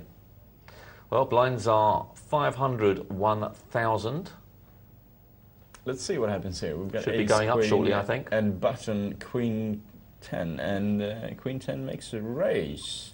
A little bit weak, I think, for a button trying. He's not going to be able to. He's had a few steal. hands, isn't he? He's had a few hands of Smoothcut. I mean, look, he's got another nice hand again against another short stack, so no risk to him at all again. Well, look at that. He's picked up all sorts of hands here. And What's happened there? It's straight. Straight, Yeah, straight. Yeah. But I The other gotta guy had say, a straight as well, Smoothcut but was not- pretty lucky there. The other guy had a pair of tens from the flop, and he had a runner straight. Yeah, Peter was the best hand pre-flop. Yeah. So when the money went in, so that's when the money went in. So had a dominated hand. Didn't he? So on to the next one. Smoothcut takes a chip lead now, and it seems to be very much between Ghost Zapper and Smoothcut. Although don't discount any of the others. It's way too big. I think it's going to be difficult for Captain G to call this one. Yeah. Wow, that was. I think he got a bit of restless there. You know, like he had the aces and. Yeah, he was too quick with that, wasn't he? He needed to give it some thought and small minimum raise. I suppose he thought, well, there's nothing in the pot. Let's just take it. So, which is fine. I don't mind it so much. Sometimes if there's enough in the pot, you want to take it down. You know, you can squeeze too much and then squeeze yourself out of the tournament. True. You know, by him hitting a set or something. But still, I think a race for 9,000 would have been very good there. Yeah. Very good. I'm a bit indifferent with that situation. I don't mind it too much. You know, I think a cash game, definitely a race, because you want to squeeze as much of these situations as you can. But in a tournament, I don't want to be knocked out when I've got aces in that situation, just because I got extra greedy. So I don't mind it too much. Crumble's got the jacks here. Is he going to capitalize? He gets a raise before it. Yeah, he goes all in, which is all you could do really. Captain G, is he going to call? No, he doesn't. Crumble steals the blinds, but he's still managing. He's a bit behind the other players, but he's stayed in the game. Puck Junior here is it's got the ace jack. Bets out 3 times the big blind. That's a good bet. He gets a call from ace 10. It's going to. Okay, well, we're going to have a little jump here because I'm a little bit worried that we might not finish this one in time. So we're going to take a jump in time to when there's 3 players left.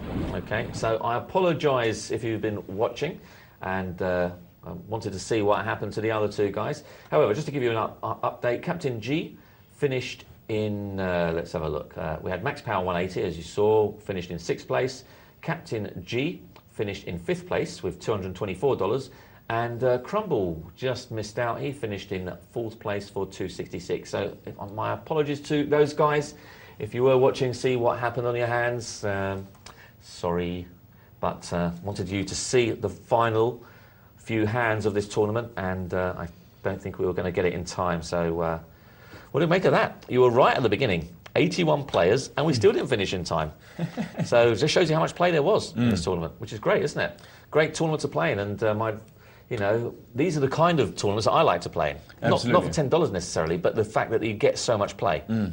And I think we've seen some pretty good play, like a lot of individual players that have played very well, not just very interesting hands for us to watch, but some really good play from individuals.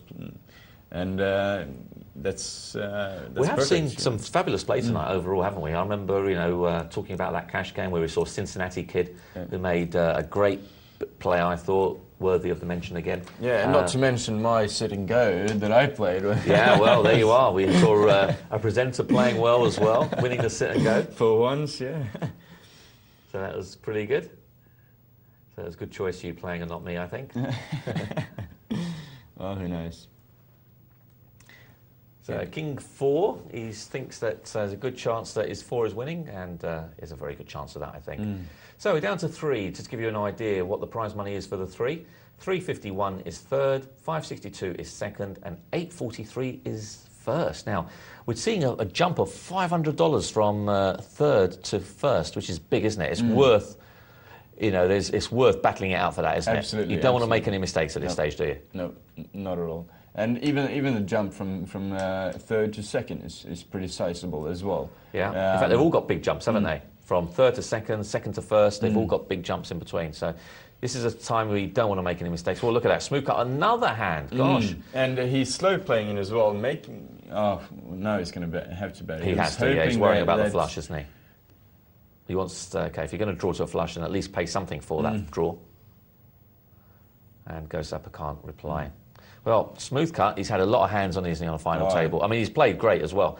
But that's what you need, isn't it? Great Look play. At this one. This one is pretty stable as well. I mean, that's what you want, though, isn't it? You want great play, coupled with some good hands, and you know, the tournament is going to be there for the taking if you can. But all it takes is one slip up, isn't it? This is no limit Hold'em we're talking about. One slip up, and all your chips can go down the drain. And that's what I love about this game. I mean, it's absolutely lethal. You have to be on your toes all the time, and if you're not, you're usually out. Well, this could be a slip up here. He's raised with King 8, and look at that. Well, this is an interesting. Now, none of them like that board. Pack is thinking, well, it's not a bad board for me. I've got an inside straight draw. I've got a pair. Let's see if he's got an ace or a king. He can't be too comfortable about calling that either with King 8. No, I don't blame him. That's a good fold. But still, or a nasty board, wasn't it? A nasty board. But still, it was pretty bold from Puck Jr. To raise, because Smoothcut actually did start off with a bet. So I reckon it was pretty bold, but he got away with it. Yeah, you see, but that is...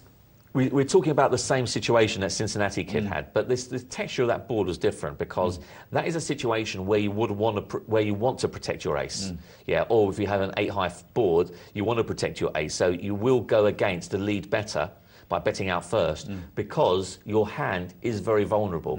So in that situation, he's basically said, I can get away with this bet, because if I did have an ace, I feel my ace would be vulnerable, so I want to bet out, and not give him any free cards. So, and I think he, that was justifiable. There was no, sometimes the story was still there. It was still intact. Whereas the one before, that with Cincinnati Kid and the other guy, the story wasn't there. Why are you taking it? Why are you betting out on this kind of board? It doesn't look a particularly scary board, and you're trying to protect a hand that you don't have. So I'll re-raise you. That one, I don't think he had the option of re-raising there. Really, it wouldn't have been a good story. Absolutely not. But still, I mean. Smoothcut could have been sitting with an ace in his pocket, and he probably would have called that one. Well, this is the thing, you see. Puck decided, well, look, I need to find out where I stand. I'm not going to find out by checking, because if I check, you're going to bet, and I still don't know where I am. Then I have to re-raise to find out, which is going to cost me even more. Absolutely. So I don't know where I am. I'm now going to... and plus, if I re-raise, I might make you pot committed, with your ace. So, with your weak ace or whatever it is you've got. So I'm going to bet out, and let's see what you do. Let's see if you've got enough of that hand that you warrant a call. And I think that's the right thing. Yeah, absolutely. He asked a question, and he got the answer. I haven't got that much of a hand. Let's throw it away.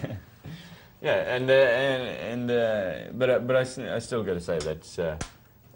He was pretty bold doing that. I mean, we bold but right. We could debate or say that he was right, but at the end of the day, when you're sitting there yourself, and both of you just got really big stacks, a lot of things can happen very quick. Making a decision like that, making the right decision in a situation like that, could be very, very difficult. Well, so it's a good play. Yeah, it is a good play. Plus, I think the important thing, I can't remember quite what the bet was there, but 4.5 grand into what was a pot at that point.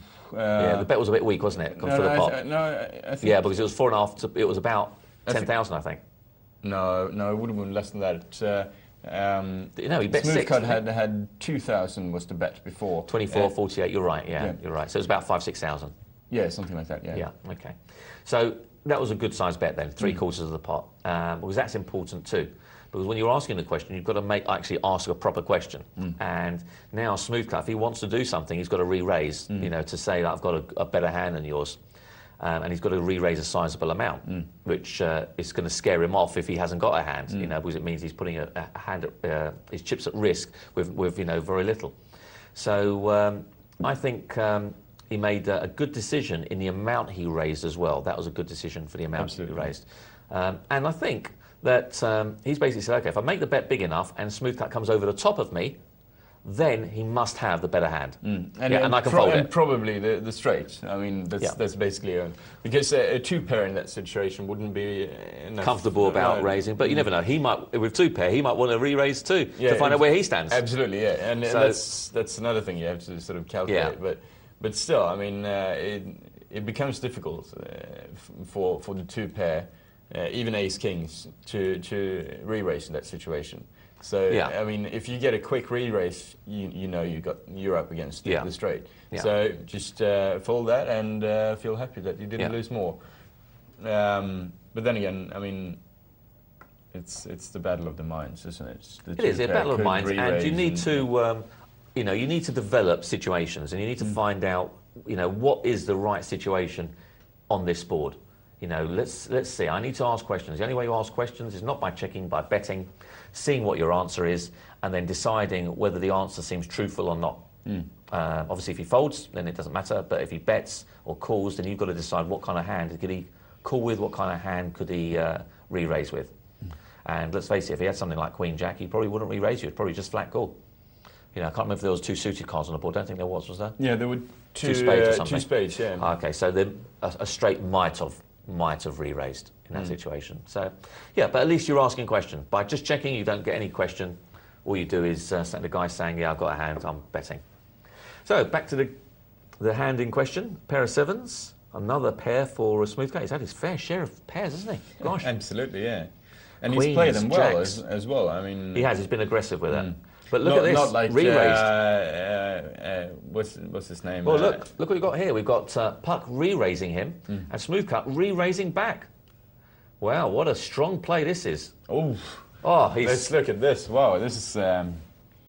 Well, that is Smooth Cut. Just I don't know whether absolutely certain that Puck hasn't got a pair. That is incredible, isn't it? What a fantastic play by Smooth Cut. I've got to say, that is. I don't think I could have made that play. That was real ballsy. Either real manic or real ballsy. Yeah, I mean, he's either getting very frustrated and decided, well, you know, like, I'll finish third anyway, so I'll get my $250, or $350 was it? Yeah. And that could be pretty good as well. I can go to bed and feel good about myself tomorrow morning. Or I can come out in a really good position against Ghost Sapper. So I suppose there was... What I would have been interesting to see, that had Puck have been the one to go all in on the hand on the betting round just before that one, what he would have done with those sevens, whether he would have called for all in rather than re-raise all in. I think that would have been more difficult. A lot more difficult, actually. Yeah. Interesting, isn't it? Very interesting, yeah. Good piece of play by Smooth Cut and by Puck. I thought it was very brave indeed. And you know, so many times that would have worked. It would have worked against me. I'll make no mistake about it. I'll make no bones about it. I think that would have worked against me. You know, I haven't had the opportunity of sitting with Puck and seeing what he's like. But maybe Smooth Cut has got some of that information. He decided, well, he's likely to do something like that. So I don't think so. I think I've got the best hand. So yeah, good piece of play. Very good. And I mean, Smooth Cut is in a pretty comfortable situation now. He's got almost twice the amount of money of the second player. And yeah, well, pretty much, hasn't he? It's pretty much. Well, his pair of fives. You don't want to check another one. He's going to get a really big a bet. I just wondered that might have been a little bit too small. He got away with it, but the pot was already over 24,000. Yeah, and a 12,000 bet in that situation might be a little bit weak, actually. Well, the guy's still got to call him, hasn't he? I mean, I think whilst. You see, I think it gets to a stage whereby the pot doesn't really matter so much in that situation. Look at this one. But another pair. And Puck Jr.'s got his pair as well. Yeah. I don't think he's going to... How's he going to feel about playing it, though? He's going to think, oh, he's folded. Incredible. Fold a pair of sixes. Well, he thinks, well, the flop... If I call, there's a good chance I'm going to miss this. I think I would have called. But again, I mean, I think that's a missed opportunity. Yeah, no, well, you know, like calling with a pair of fives is not really. It's just like we were discussing just earlier with Smooth Cut. He wouldn't have been comfortable calling an all-in with those This sevens. is a different situation. I'll tell you why. A couple of reasons. One, he's calling in position. He's got the button. That's one reason. If he was out of position, then not. Two, he could hit his set. Obviously, if he hits a set with fives, he's quids in. You know, generally speaking. Obviously, the other guy can hit his set too. And thirdly, it was only 4,800 out of a 32 or 33,000 that he had there, which would have only put him down to 28, 29. Still not much difference, you know, for blinds of 600, 1,200. So still tons of play for him. So based on those three things, I think that was worthy of a call. Plus, he's got bluffing rights as well, having the button. So I don't mind it in that situation, a call. I really don't. Well, we have our third place finisher, yeah. Managed to squeeze out. He played that. I had one eye on it while we were discussing it. And Smoothcut managed to slow play his top pair, and it worked. Sapper bought his shown weakness, and he managed to squeeze maximum amount of money out of it. Yeah, he's playing very tricky, isn't he, Smoothcut? He's been playing a good mixed game. And again, that's very good, very well read by Smoothcut, managing to slow play it just in the right time when he's not. Don't have to be afraid of coming out the underdog, you know, Yeah, he's played a good game. He's had a lot of hands, hasn't he? We've seen him king, queen, ace, queen. You know, sorry. Every single pair we can imagine, I think. Yeah, at least look, once. and he's hitting as well. Look, he's hit. Top pair again. So it's going to be very hard when a player's playing well and he's hitting cards. Very, very difficult to beat that combination. You know, the guy's playing out of his skin and he's getting cards as well. Very, very hard. You know, very hard to win. And but same token, he's played a great game. You know. But Puck's got to be pretty happy that. Oh, look at this. Oh well, he didn't get to play with those queens, but. Puck's got to be pretty happy about that hand, though, because that gave him $200 plus. $211, yeah, he increased up in there, you know. So, and now he's playing for another $280 on top of that. So he's guaranteed another $200. Let's see what happens. I mean, he doesn't have much of a chance. He's got roughly 30 grand up against 130. It's very difficult. I don't think he's that bad. I don't think he's that bad because he's got, 18, 17 times a big blind. I think it's still enough play.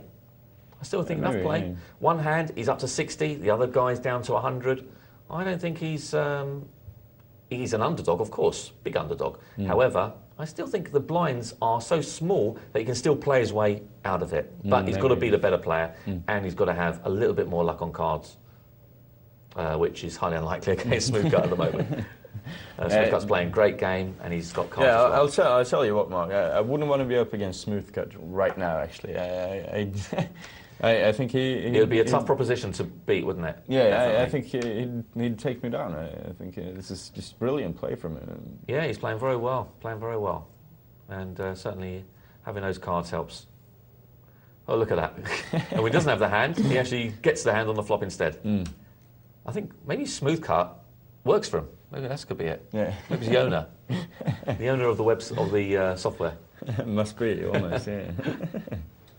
Let's see, is Puck Jr. going to try to... Yeah, he is. He just walked right into it, didn't he? Yeah, and Smoothcut said, just in case you got the flush, just in case you got something bigger, I'll just call. And good piece of play there by Smoothcut. Didn't want to, just in case he'd walked into a better hand, or the guy had a better 10 than him or something. Thought, I can take you down bit by bit. I don't need to take a chance on this one hand. So he's got King Jack against 10-6, wins another one. And now it's a different story, of course, because he's now lost a lot of chips. And that's what I meant earlier, that he really has to make something quick with his 30 grand. He can't afford to lose one even medium-sized bet. You know, as soon as he commits himself to see a flop, he really has to win. And that's why it's pretty He doesn't have to win, but he has to lose very little. Yeah, yeah, but that's what I'm saying. I mean, Smoothcut is just not going to permit him to do that cheaply. So the first he's not going to make it easy, is he? No, he's not going to make it easy, I agree. So the first flop Puck Jr. commits himself to see, he have to win basically. Yeah. And if he doesn't, well, he's in the situation. Now he's got to go all in on all kinds of hands just to try to steal Smoothcut's blinds. And Smoothcut can just sit there and wait for his ace and or whatever he's waiting for, and he knows it's done for almost. Yeah. Right. Well, let's see what happens here. Check. Well, he's got bottom pair against top pair. Well, another ace queen. Gosh. Oh, now that looks good, doesn't it, for his 6? That's a problem. Yeah. He thinks, okay, well, that's good. My 6 is All probably right, winning. there we go, yeah. And Swookat says, thank you very much. You've got no outs. I win. And that's it. He had no outs. Well, that was great cards. Absolutely. Good play and great cards. Very hard combination in poker. Yeah, but I got to say, I think Smoothcut deserved that win. But I think Puck Jr. played a really good game as well. We saw some really good moves and maneuvers from him. Okay. So I think he deserves the 2nd place for sure. Yeah, he played very well. And have a good time with your... $800? No, the 550, yeah. Right, we've got a short amount of time, so we're going to run through. Got a lot of emails to get through, so I'm going to try and run through them as quickly as possible. So we'll keep those answers quick for you. Hi guys, this one's from Bunny. Thanks very much for your email, Bunny. Bunny's saying, hi guys, great show as always. I'm mailing to ask, could you recommend any books that deal with pot odds and drawing odds in particular, please? I've purchased Harrington and Hold'em and Brunton Super System, but there was not enough information concerning the odds in them. Well, Dan Harrington's has a lot of stuff on pot odds, so I question that. What I would suggest is have a look at Sklansky. He does like a lot of maths in his, so have a look in there. I'm not sure which book particularly deals with it. I haven't read them for a while now, so I'm not sure which book. But certainly Advanced Tournament Play does cover pot odds to some degree. I know that, but I'm not sure if it's going to be enough on what you want. Sorry, it can be more help than that, really. Do you know of any? No, I can't think of any. But just browse the internet quickly and see if you can find something. You can always, if you're lucky, you can just find a site that lists everything you need to know. So you might be lucky in that respect, and you don't have to pay anything for it either. Okay, this one's from. Thanks very much for that, Banny. Nash Anubis is asking, wow, how many mistakes can I make in one night? Yes, Nash, the pair of 9s again. You don't like those 9s, do you? For anyone that's still new to the game, watching Fatal Errors on the TV is a valuable lesson. I don't think that multi-tabling suits me after a long day at work. I try to play tighter, then miss good odds on the looser hands, and when I try to play the looser cards, I get beat. So it's a bit of hard to keep a straight face at some of my play at the moment. It's all good fun and learning curve that I can only build on. Yeah, absolutely, it is a learning curve, and I'm glad you can laugh at it. Thanks very much for that, Nash Anubis, and this one is from Double Top, and Double Top is asking, hi Mark and Johan, in Howard Lederer's Poker Fantasy Camp DVD, oh, I haven't seen that. He stated that Ace Queen was the hardest hand in No Limit Hold'em to play. Probably so, yeah, certainly for the pros. Even harder to play than a pair of jacks. The only issue with the DVD is Howard does say why Ace Queen is the hardest hand to play and what do you do if you get Ace Queen. Do you have any idea why Howard stated this and why is it the hardest hand in your view? Great show and well done, Johan, on your first win.